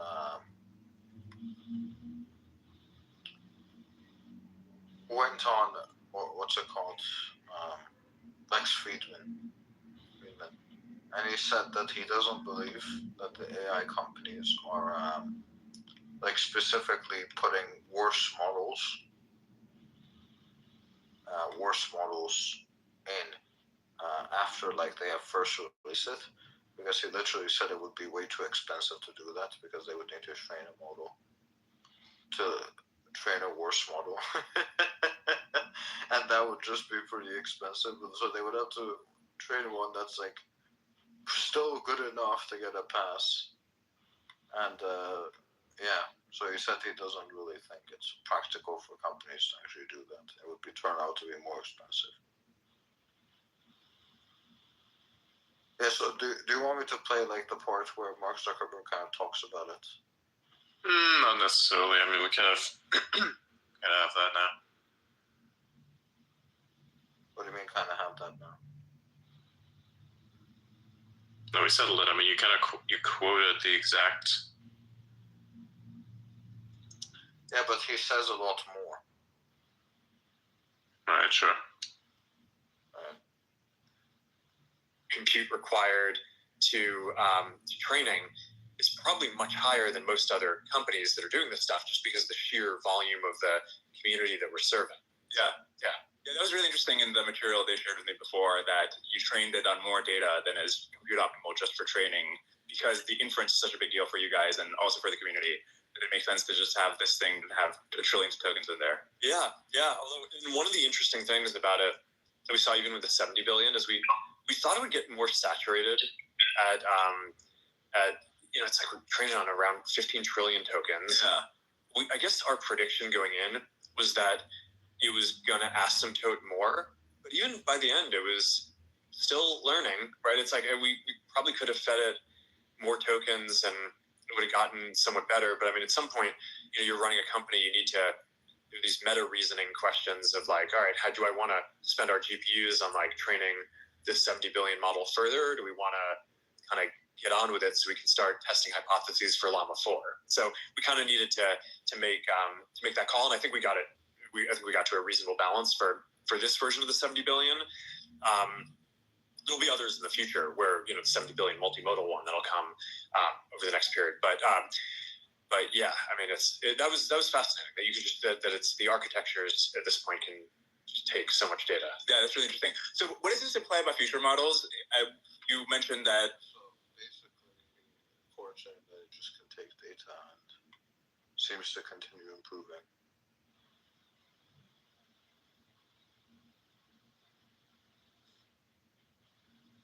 Then what the fuck was he talking about? Consider the source, though, I have to say. No. I wouldn't discount Zuckerberg as well. I wouldn't discount that.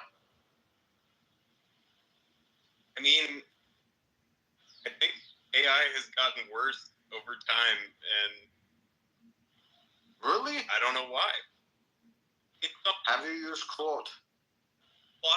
Not AI in general. I think that's a very important distinction to make. Not AI in general. Others have been improving.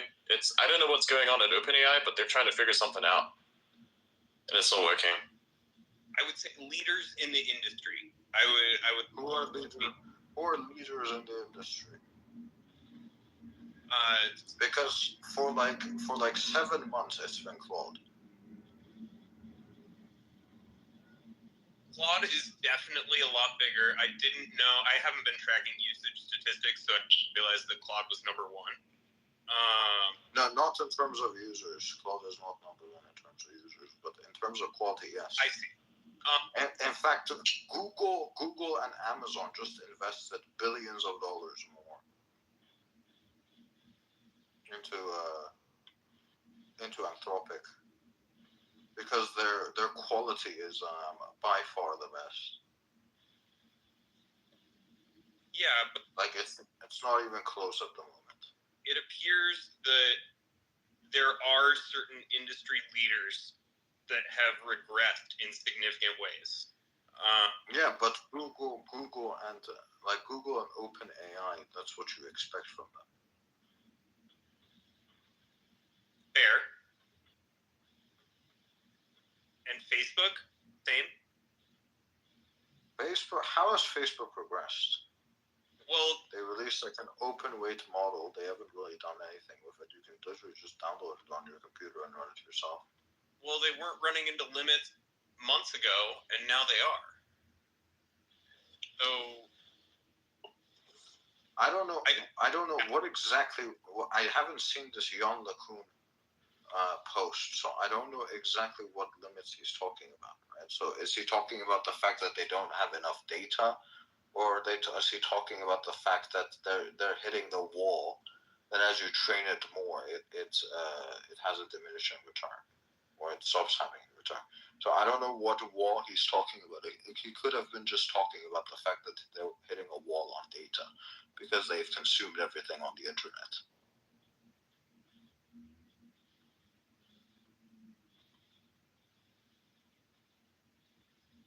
Yeah, I mean, that would make sense to me. Yeah. You don't really know without more context.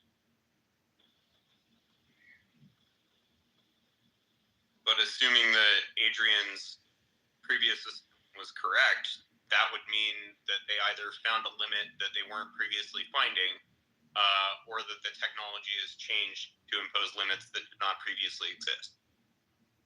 Either way, though, it seems like what they were saying was what Mark was saying was that they used to like the people in the industry said that there was this limit, and they went past the limit, and they saw that there were still gigantic improvements after that. So did they find out that the limits that were there previously were complete bullshit? But there's actually new limits? I don't know.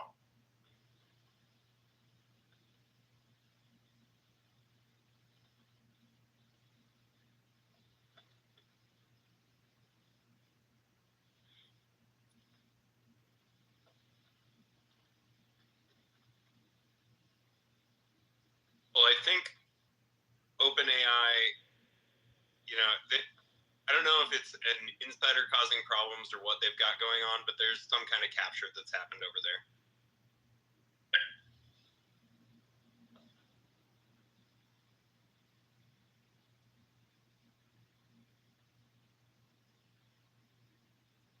Basically, OpenAI got semi-bought out by Microsoft.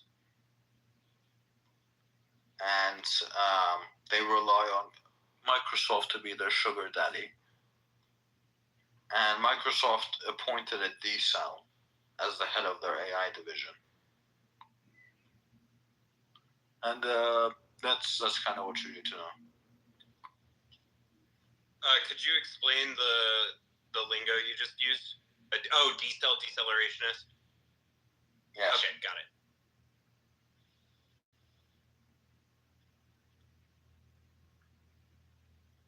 Okay, well, that explains a lot.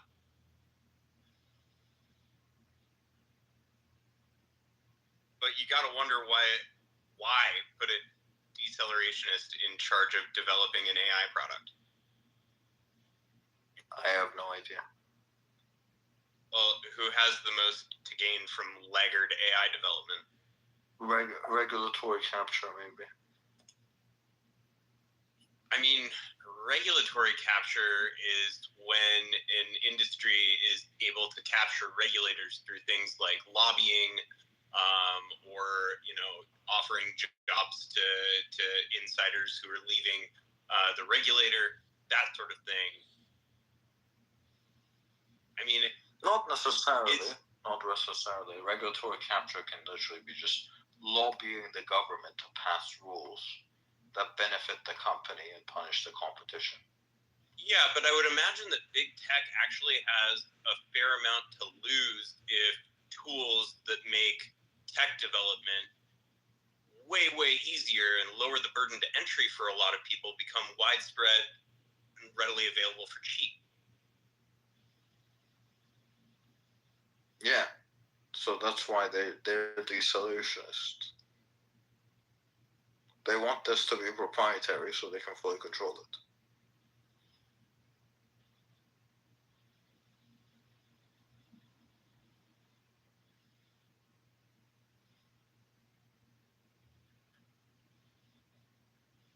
What the fuck is this? What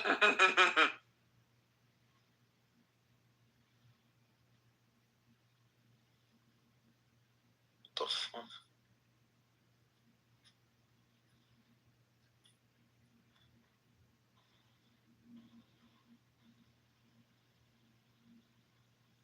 So I guess maybe I'm wondering if the reasons that AGI is so much further out than it used to be are entirely limitations of the technology, or whether it's more limitations of people.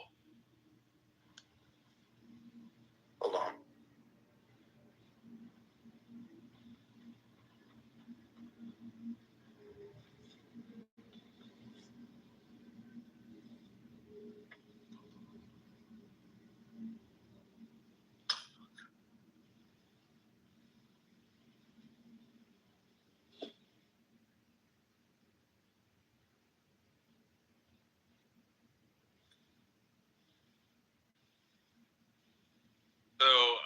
while we're filling space, I'd like to go back to Super Mario 64 for a second because I think it's the perfect capstone.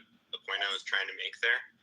The reason why, or one of the reasons why that game appeals to people so much, is that the design of the characters and the NPCs in that game is so well rounded. Like if you look at the principles of design, rounded designs evoke joy in people.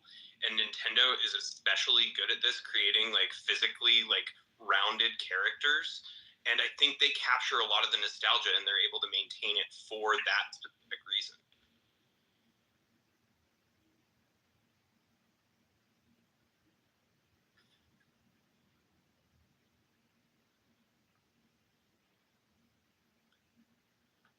Yeah, it's a great example. It's a great game, Super Mario 64. I think like the limitations of the older hardware is kind of what gives a lot of these retro games their charm. Like considering, nowadays you're really unlimited with a lot of the stuff you have with your memory and stuff like that. You know what the greatest achievement of the software industry is? What's that? Undoing the years of work that have taken to make computers leaps faster. Mm-hmm. Yeah. Here's a fucking web browser. Let it consume 3 trillion fucking gigabytes for no reason.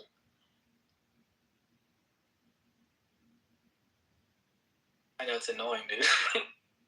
Here's a game. Let's make it take 700 fucking gigabytes to download. I miss the efficiency of the older games, yeah.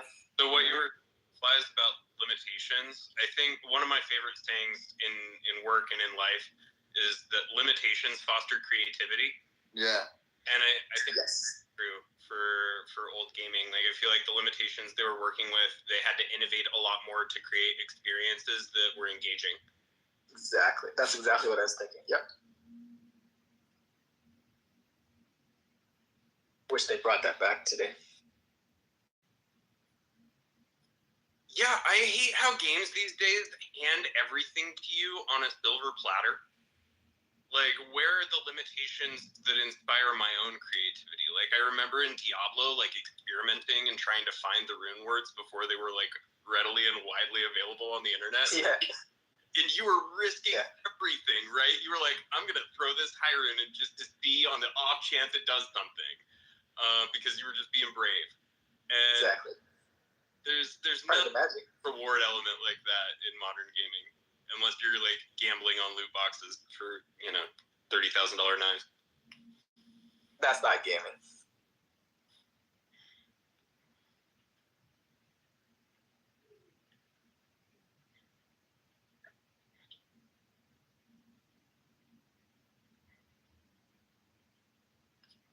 So another thing I want to talk about is Midjourney, because you guys brought up how Midjourney has become such an effective image generator, and I think one of the reasons for that is they curated a very sophisticated user base for themselves by the way they launched their product.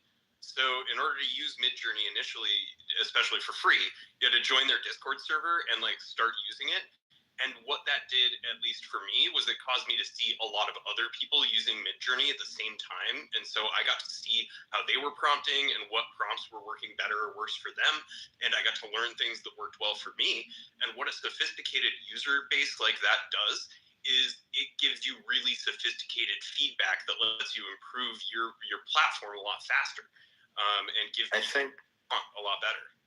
I think something that's kind of underestimated as well is the fact that Midjourney generates 4 images for you.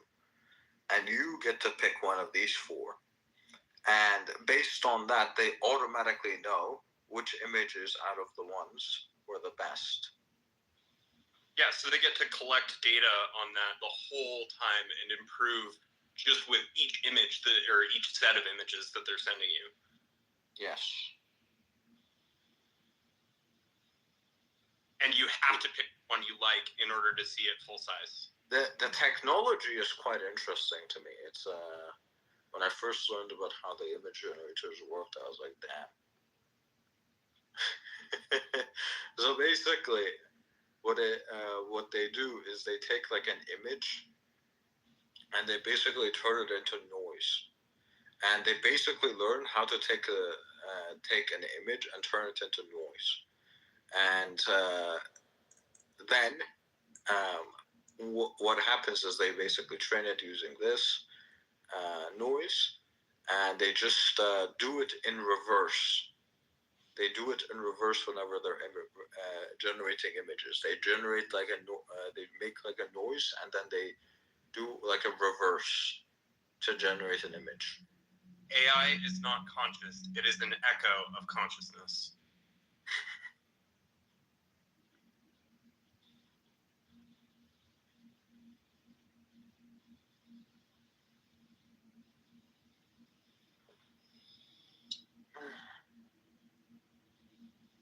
Lick my fucking balls.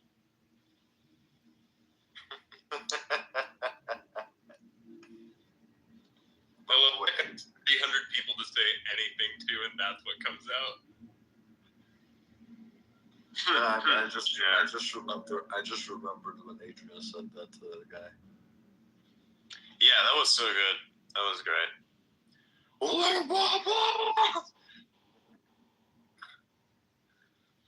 Dude, the whole fucking neighborhood heard that one. And it was worth it. I am sorry, neighbors, but it was worth it.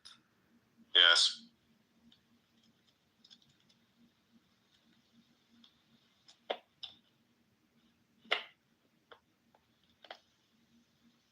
Everybody got real quiet. Most people left. I'm just sitting here. I am trying to beat Vampire Survivors.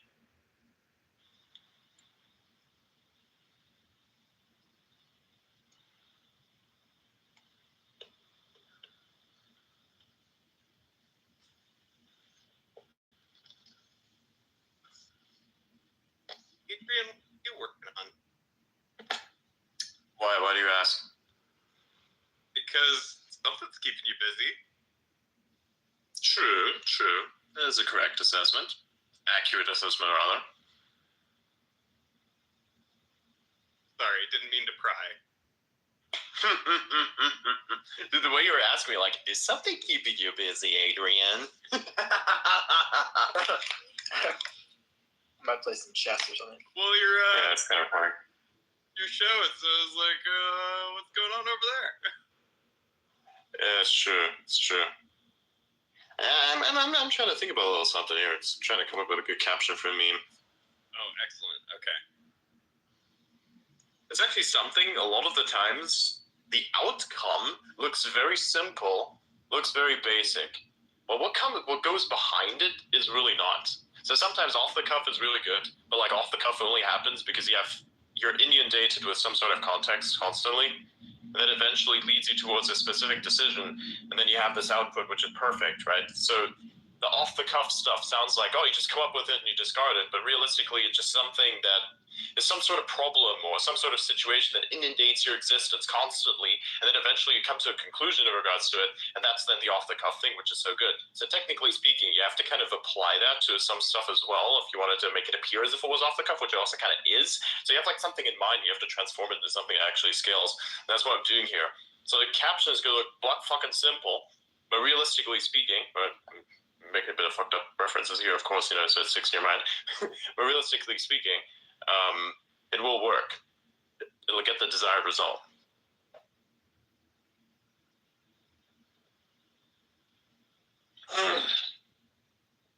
Damn. Oh. Excuse me. I'm so much I found this. The fact that I can do that is insane.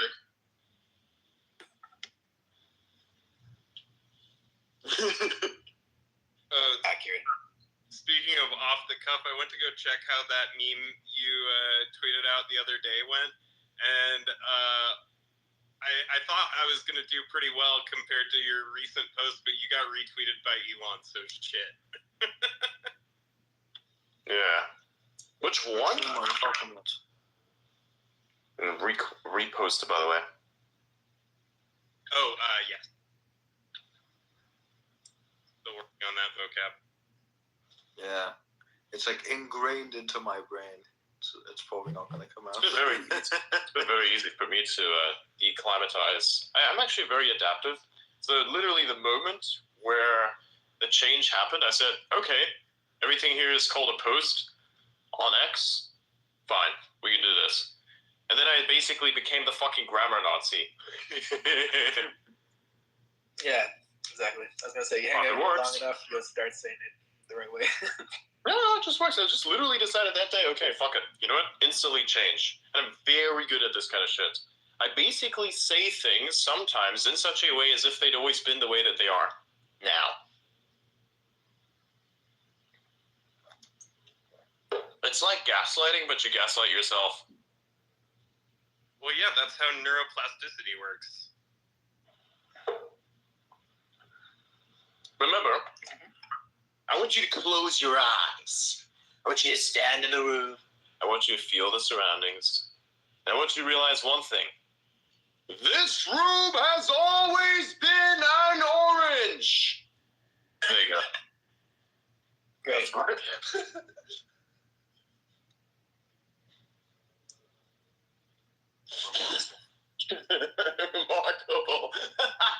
What's weird is that stuck in my brain now. As soon as I closed my eyes there, because I went with it, I felt like I was inside something round. That's what I'm fucking saying. Do you see what I just did there? You fucked with the mind control is not that hard. That's all I'm gonna say.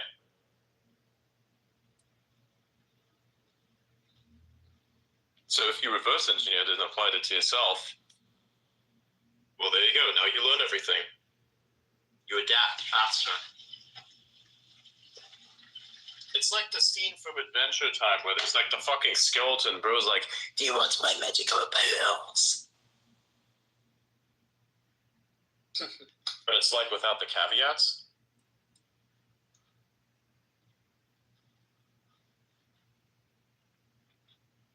Yeah.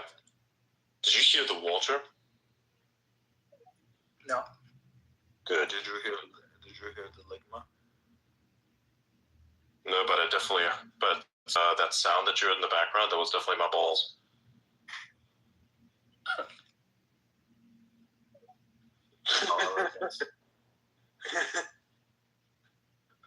We got the king of elegance here.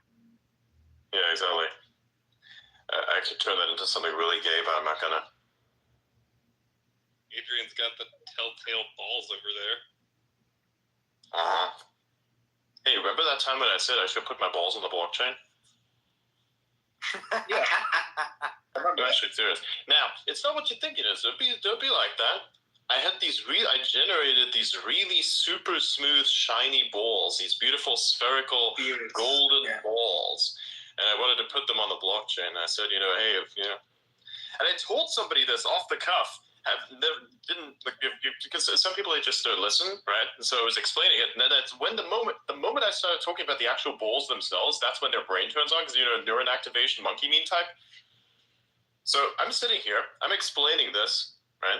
I'm doing a whole bunch of things, then I mention it, then his brain activates. I say the word my balls instantly, neuron activation, monkey mode, right? Neuron activation, bro pays attention, and I say, I'm gonna send these balls to your wallet. They're like, well, I don't know what the legal implication is sending your own bollocks to someone's wallet, but sure. I'm like, it's not like that, you fucking... I told him, I was like, making that explanation, I have to repeat it again. But yeah, it was basically some golden, super round spheres, balls effectively, and then I thought, hey, we could put these balls on the blockchain and send them to people. When I was talking about principles of design and rounded shapes, I was thinking about your orbs, and yeah.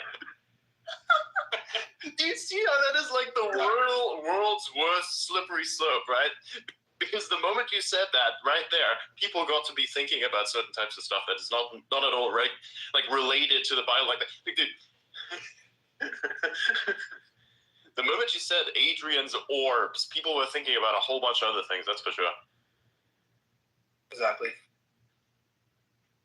There was intent in the delivery. If I Yeah, I mean, seriously. If I made a bunch of beautiful balls and somebody went to buy them, does it mean that they bought my orbs? Technically, I think so. Okay, so check this out. I own Jeff Bezos's orbs in one metaverse. Which orbs? The simulated biological kind, or the orbs that he might have made at some point? The Amazon spheres that he had built. Okay. I thought you were referencing the fact that one day his dick pic got leaked. Do you remember that? I remember hearing about it. I haven't seen the orbs myself.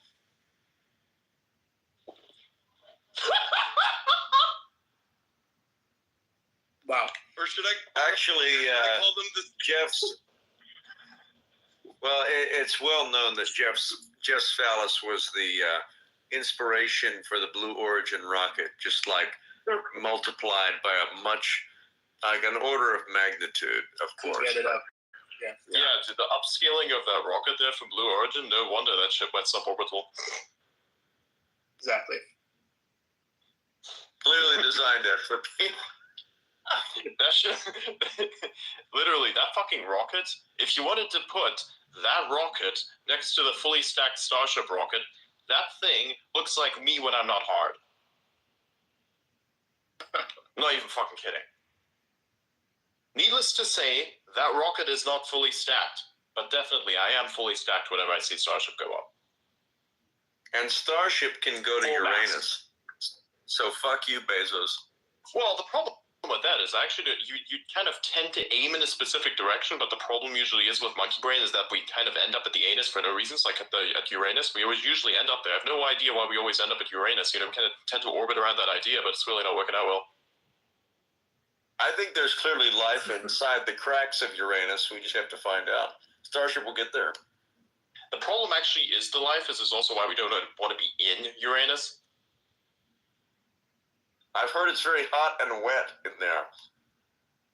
Yeah, that's the other part, but you don't want to be near the Uranus part. You want to specifically explore one of its moons, and it's very difficult to kind of get in on the moons, but it's definitely easier to get inside Uranus. You just have to turn on the boosters and go. I think that's how it goes. Yeah, but man, you don't want to force up that situation. That's for sure. There's going to be a lot of damage. Well, if you're Bezos, you just kind of push towards the outer edge and then end up falling back to Earth. Honestly. I mean, look at who he's with. I don't think it matters anymore. Wow. What the fuck have we just done? So unhinged right now. I love it.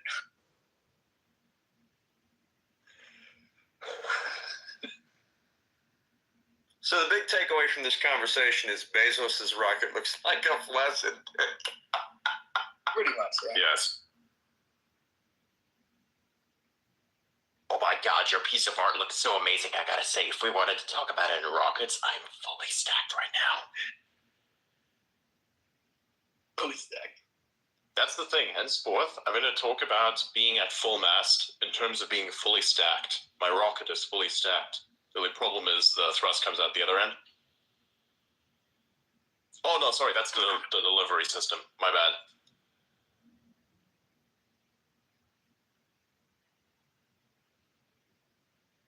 I mean, I think Elon also built a machine that goes thrust vector control. In thrust we trust, remember? Oh yeah. Used to remember, I don't know if any one of you has ever watched American Dad before, but that's a cartoon where basically one of the characters is, of course it's a family, right? And it's the titular dad, and, the wife. It's a very traditionalist type of setup, of course, and then Steve is the more somewhat progressive in a sense, right? He's a relatively more nerdy kid, and one of the things he did in fact do is whenever he wanted to exchange favors with his friends, he did it via these things he called Steve bucks, effectively, right? So he wanted to create his own fiat currency, which he did, and one of the things on that fiat currency was that there was a misprint on it, and instead of "In Steve we trust" on it, it was written "In Steve we thrust." That's fine.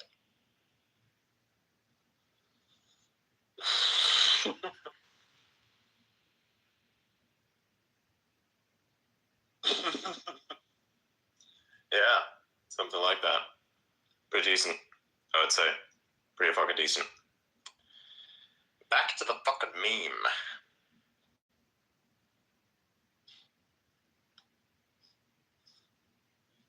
It's too bad for Bezos. All the shit for his rocket's going to be 60% more expensive on January 20th. Motherfucker.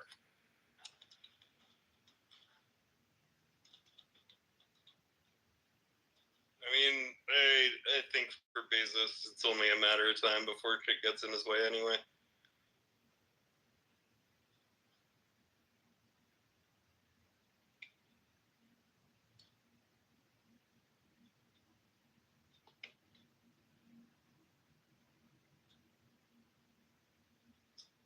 Yeah. I mean, like, who do you think was behind shorting retail to shit during the pandemic? The ones with the most to gain. Amazon. Yeah, absolutely. Funny, though.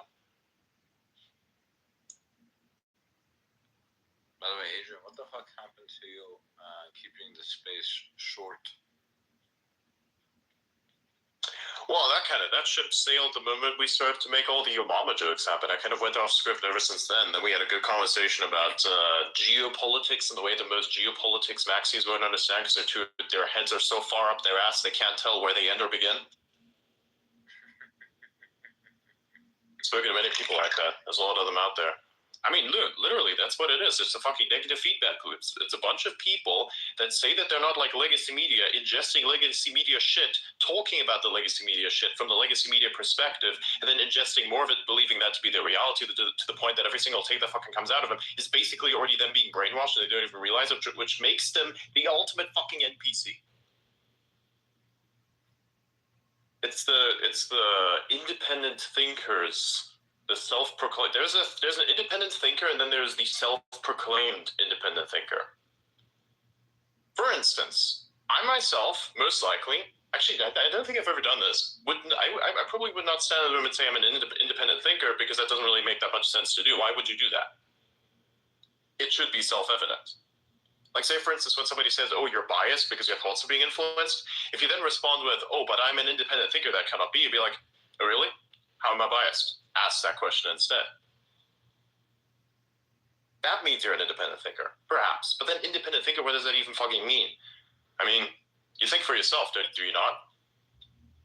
You have to then state that you think for yourself, whether that your thoughts are somebody else's. Because if you are really an independent thinker, it would be self-evident to you as well, wouldn't it? So why do you have to state it?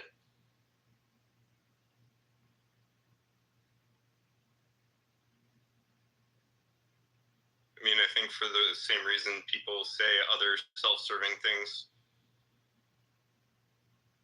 Yes, Neo, yes. I don't know why I want to keep saying that. I just find it's funny to say. I like it. Like whenever Outa does something and then something fucks up, it's like, are you really doing this? Yes, Neo, yes. Wait, what am I doing where something fucks up? Don't worry about it. What do you mean don't worry about it? I am worried about it. No, you tell me the other thing that I was not supposed to worry about it. We'll trade the info. We'll meet halfway.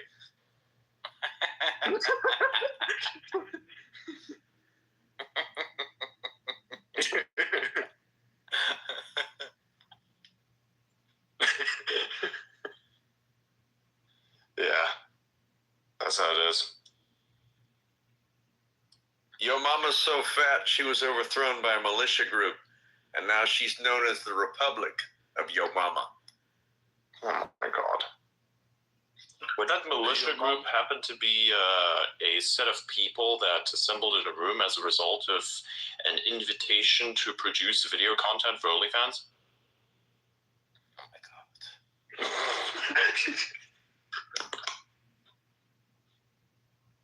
Instead of the Your Mama jokes, we should talk about Uranus.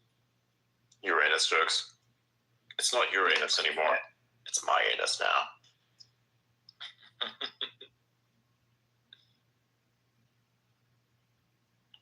Your part of this has sailed a long time ago. We're in the my territory now. Welcome.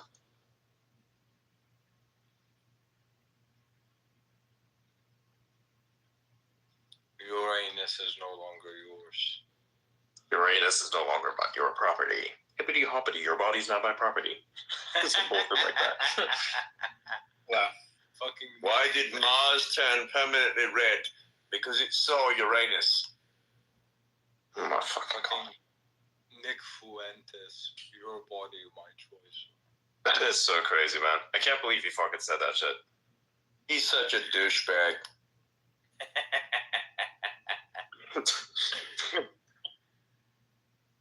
That meme started everywhere.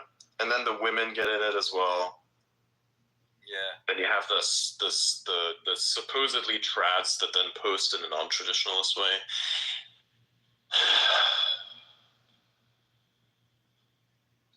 I can feel the irony. Heck, it is not even irony anymore. It is hypocrisy. I can sense the hypocrisy. I can feel it. Reject tradition, go back to monkey. I was in a space after the Biden-Trump debate, and Cenk Uygur from the Young Turks was speaking, and I was on the speaker panel. And then Cenk was speaking, and then Nick Fuentes joined the speaker panel. I don't know why they let him in, but they let him in. And Cenk was like, okay, I gotta go. And then he just took off. And then Fuentes got up there, he's like, that asshole, he's so scared of me. I was like, well, who wants to be on a speaker panel with fucking Nick Fuentes? You know? I mean, I've been there. Adrian's been there. I've been there. Yeah, I mean, the guy, well, I mean, Adrian's... It was a really risky decision. Guy is kind of a douche. I mean, yeah, Adrian's, it's like geopolitical impact here, but like, I mean, Adrian's like a total douche. I mean, like, seriously, it's like the guy is a laugh. His position makes no sense to me. It's like only like Catholics should be allowed to be president, or what the fuck? Like, yeah, that's why I said, like, I can pick on that boat. Yeah. Like, see, here was the thing, right? Not even so like we went in there. Fathers. There you go ahead, explain that context, Swift. Yeah, none of the founding fathers were Catholics, so I'm like, what the fuck? It's kind of strange, yeah. So basically, I went in there, so I was like, okay, fuck it, I'm going to shoot my shot because he was saying a lot of bullshit. And I thought, hey, you know what would be really interesting? What if I basically told this dude to chill the fuck out? So I went in there, basically with that premise, and I told him, hey, can you not post as much bullshit in the way that you've done before? Then you're going to stay around for probably a little bit longer while. Because look, at this point, you can blame some other people for your decisions, but at the end of the day, it is your decisions that lead to a specific type of outcome. And if you're going to blatantly harass people for no fucking reason at all, then the outcome is going to be you getting removed from the public sphere. That is how it kind of works, right? So maybe you could, not do that so much, which kind of was interpreted as a very strange thing for me to do, and then massive posts came out about like, oh my god, he's telling people. I'm like, my dude, what do you want? What exactly would be the opposite of that? Would you want me to tell him to be more worse, to just be disappeared or something? Like, well, what do you think? What is it that you wanted me to do? What would you have done? Oh yeah, that's right, you didn't do shit. I did. You didn't. But anyways, besides the point, right? So after we went past that, we kind of wanted to have a discussion about something, and I wasn't going to have a discussion with him regarding the other stuff that he believes in, because it's just absolutely fucking insane. But we did get to the point where we could have a discussion about religion, right? And the values and such that come with it, and why that doesn't really make sense. The idea that, say only Catholics should be in charge of the country. I was like, okay, we could probably pick the bones a little bit here. And then it's kind of funny because then Penny came in, everybody else came in as well. He was kind of offended. You wanted to go after him. And I was like, dude, I understand this, but I really don't want to do that. And so I kind of tried to act as a moderator between the two, because then Nick started to troll him, and I was like, no. So yeah, that was an adventurous space for sure. Good stuff to talk about, realistically, good stuff to talk about. Even if it doesn't make sense half the time, it was still fun to me.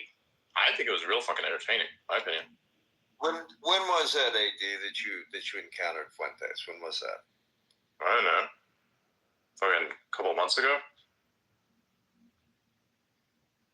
Yeah, he's really a piece of work, because he's like, I know guys here in Texas. I don't know if you're aware of this, but like a bunch of people I know here in Texas, like Nick Fuentes, I think unintentionally for him, created like an international firestorm around like the Republican Party of Texas. Like he had come to a meeting in the offices of this guy named Jonathan Stickland, who used to be a state representative from Fort Worth area, and apparently met with Jonathan and some other people associated with some political action committees.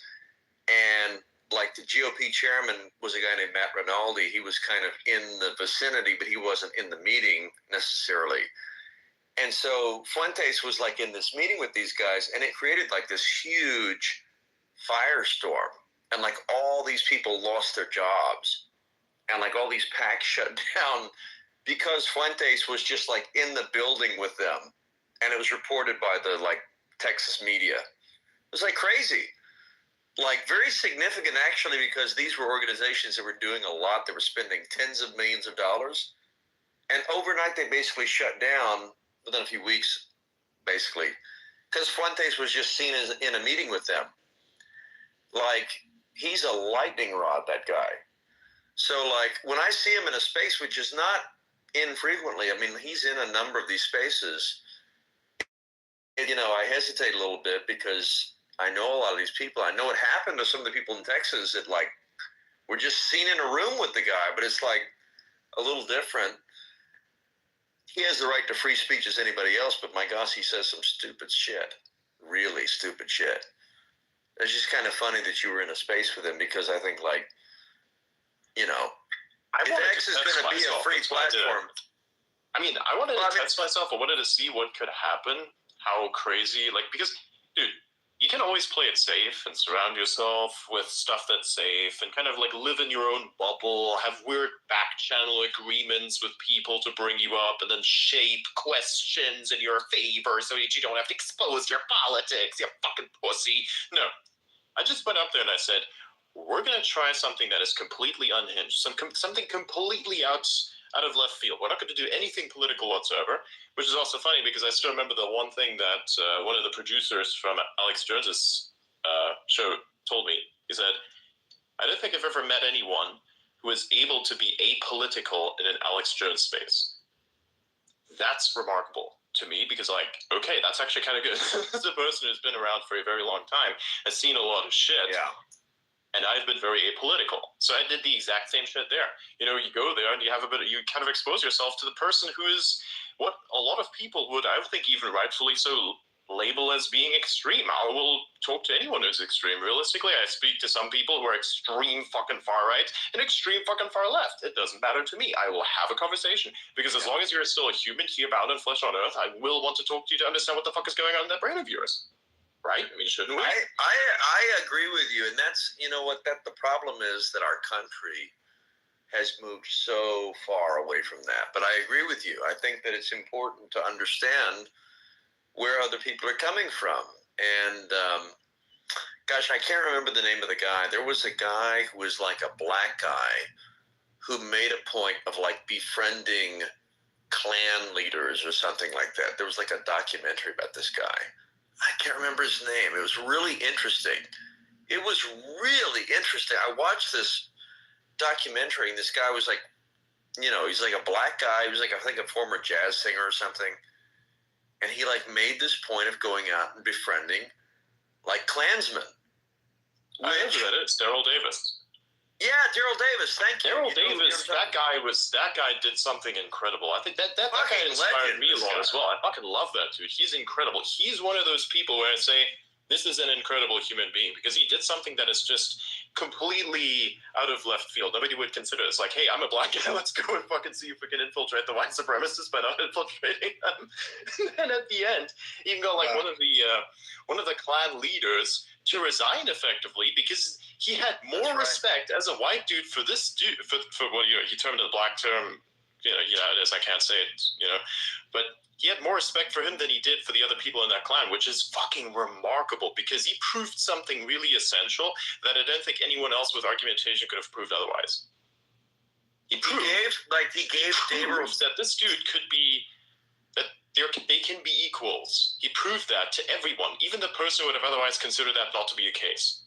He gave Daryl his like clan robes, right? He gave him like his like clan robes and his like hood and stuff. Yeah, and like exactly. Daryl had that. That was freaking crazy. No, that was crazy to me. Yeah. And everything that I've seen people do to try and like show that there's equality with people, nothing will ever be as cool as what that guy did. I think that was. I'm glad you've seen that. I'm glad you've seen that, AD. I mean, I think that's really, that kind of stuff is fascinating to me. Like, there was a book I read when I was a kid. I don't know if you ever read this book. It's called Black Like Me. It was a book I read. Yeah, it was a book about this like journalist in New Orleans who I don't know, he took these weird pills that like turned his skin black. He's a black. Are you sure that's real? Are you sure that's real? You're gonna have to believe. I don't know if that's real. No, man, I don't know. That's the book, man. I mean, that's the book. I mean, I don't know, but like, there's a picture of the guy in there. He's clearly a white guy that took like he was like it's some kind of a melanin thing, but like it's a really, really well-known book. But like, it's called Black Like Me. I mean, you should look it up.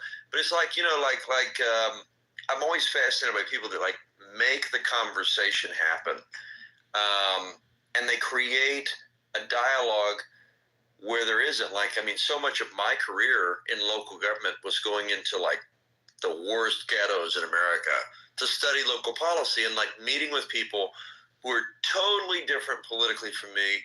They have no interest in any of the bullshit that we're talking about. But it's just like when you go out and you talk to people, you can have an incredible conversation with them. You can understand where they're coming from. But no, Daryl Davis is like, but the problem with a guy like Nick Fuentes that I have to like bring back on track is just like, I think Nick Fuentes, like, he's not really willing, I don't think, to understand necessarily the other side. At least I don't perceive that from him. I think he understands the other side quite well. Otherwise, he wouldn't be able to roast him as effectively as he does. I disagree with that. I think he's very calculated what he wants to generate, and he's very good at exactly that. Otherwise, the show would have been gone a long time ago. So I'd say he's really good at exactly the side. He's really good at understanding the other side, and I think a lot of what he does seems to be just dramatized for the hell of it. Because at some point, you have to consider. Imagine if you do a live show like the way that he does, you just become unhinged in many different ways. And in his case, I suppose it comes through in disparaging other people, I suppose, right? I kind of do something in a similar way, but I criticize a lack of principles in comparison to principles that I might have as well, even though I say a lot of shit. So this is the thing that... You wouldn't be able to do this properly if you didn't understand the other side. I'm a more diplomatic individual, although I will stand my ground. I know exactly where my ground is, and I will stand on that ground and make sure that that ground is not taken. That is simply how it works out, right? This is what you're supposed to do. And yeah, I mean, that's besides the point. So it's not somebody, you can't really compare somebody like Daryl Davis, what he did, with anything that anyone, actually most anyone in this position could have done today. I think a lot of people these days are kind of lazy and uninspiring. There's only a very few that remain. And when you look at historians as well, the historians today, if you listen to them, it's fucking stupid. They don't know half the shit that they're talking about is even real. They're not open for criticism on certain things. They act like those super self-absorbed fucking scientists who,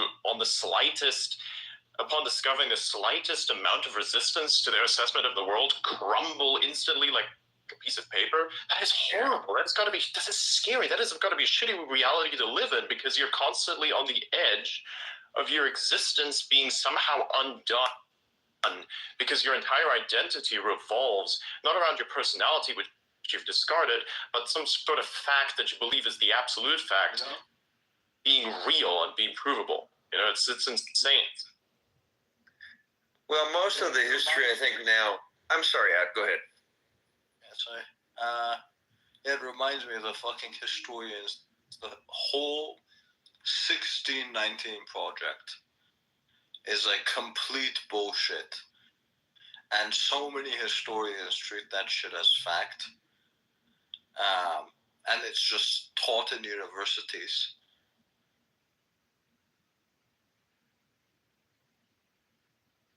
Yeah, there's actually one historian that I really like. It's not really a historian, but his name, Thomas Sowell. He's fucking great. There's two people that I picked that wildly... No, that's it. Listen.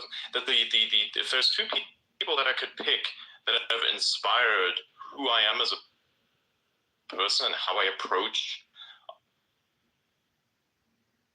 people more inspiring.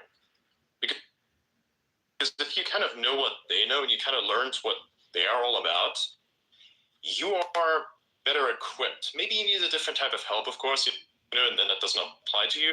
But to me, that is something that I felt was very fundamental in shaping who it is that I am, especially when it comes to history and the way that things are.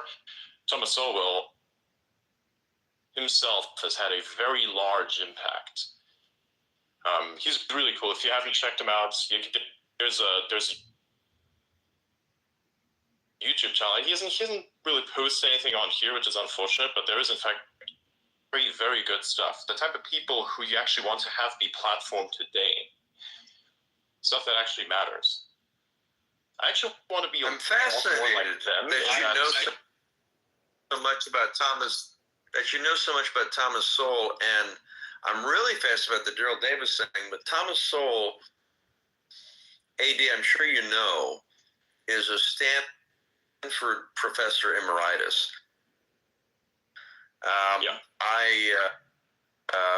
Not long ago, I made an effort to try and sit down with him. I had been in the same circles as him, but I had never actually met him because I had worked in think tanks for a number of years. And Brooke Rollins, the coming ag secretary, had hired me in Texas to a think tank. And so I knew a lot of these think tank people. I knew a lot of people that knew Thomas Sowell, and one of my life dreams was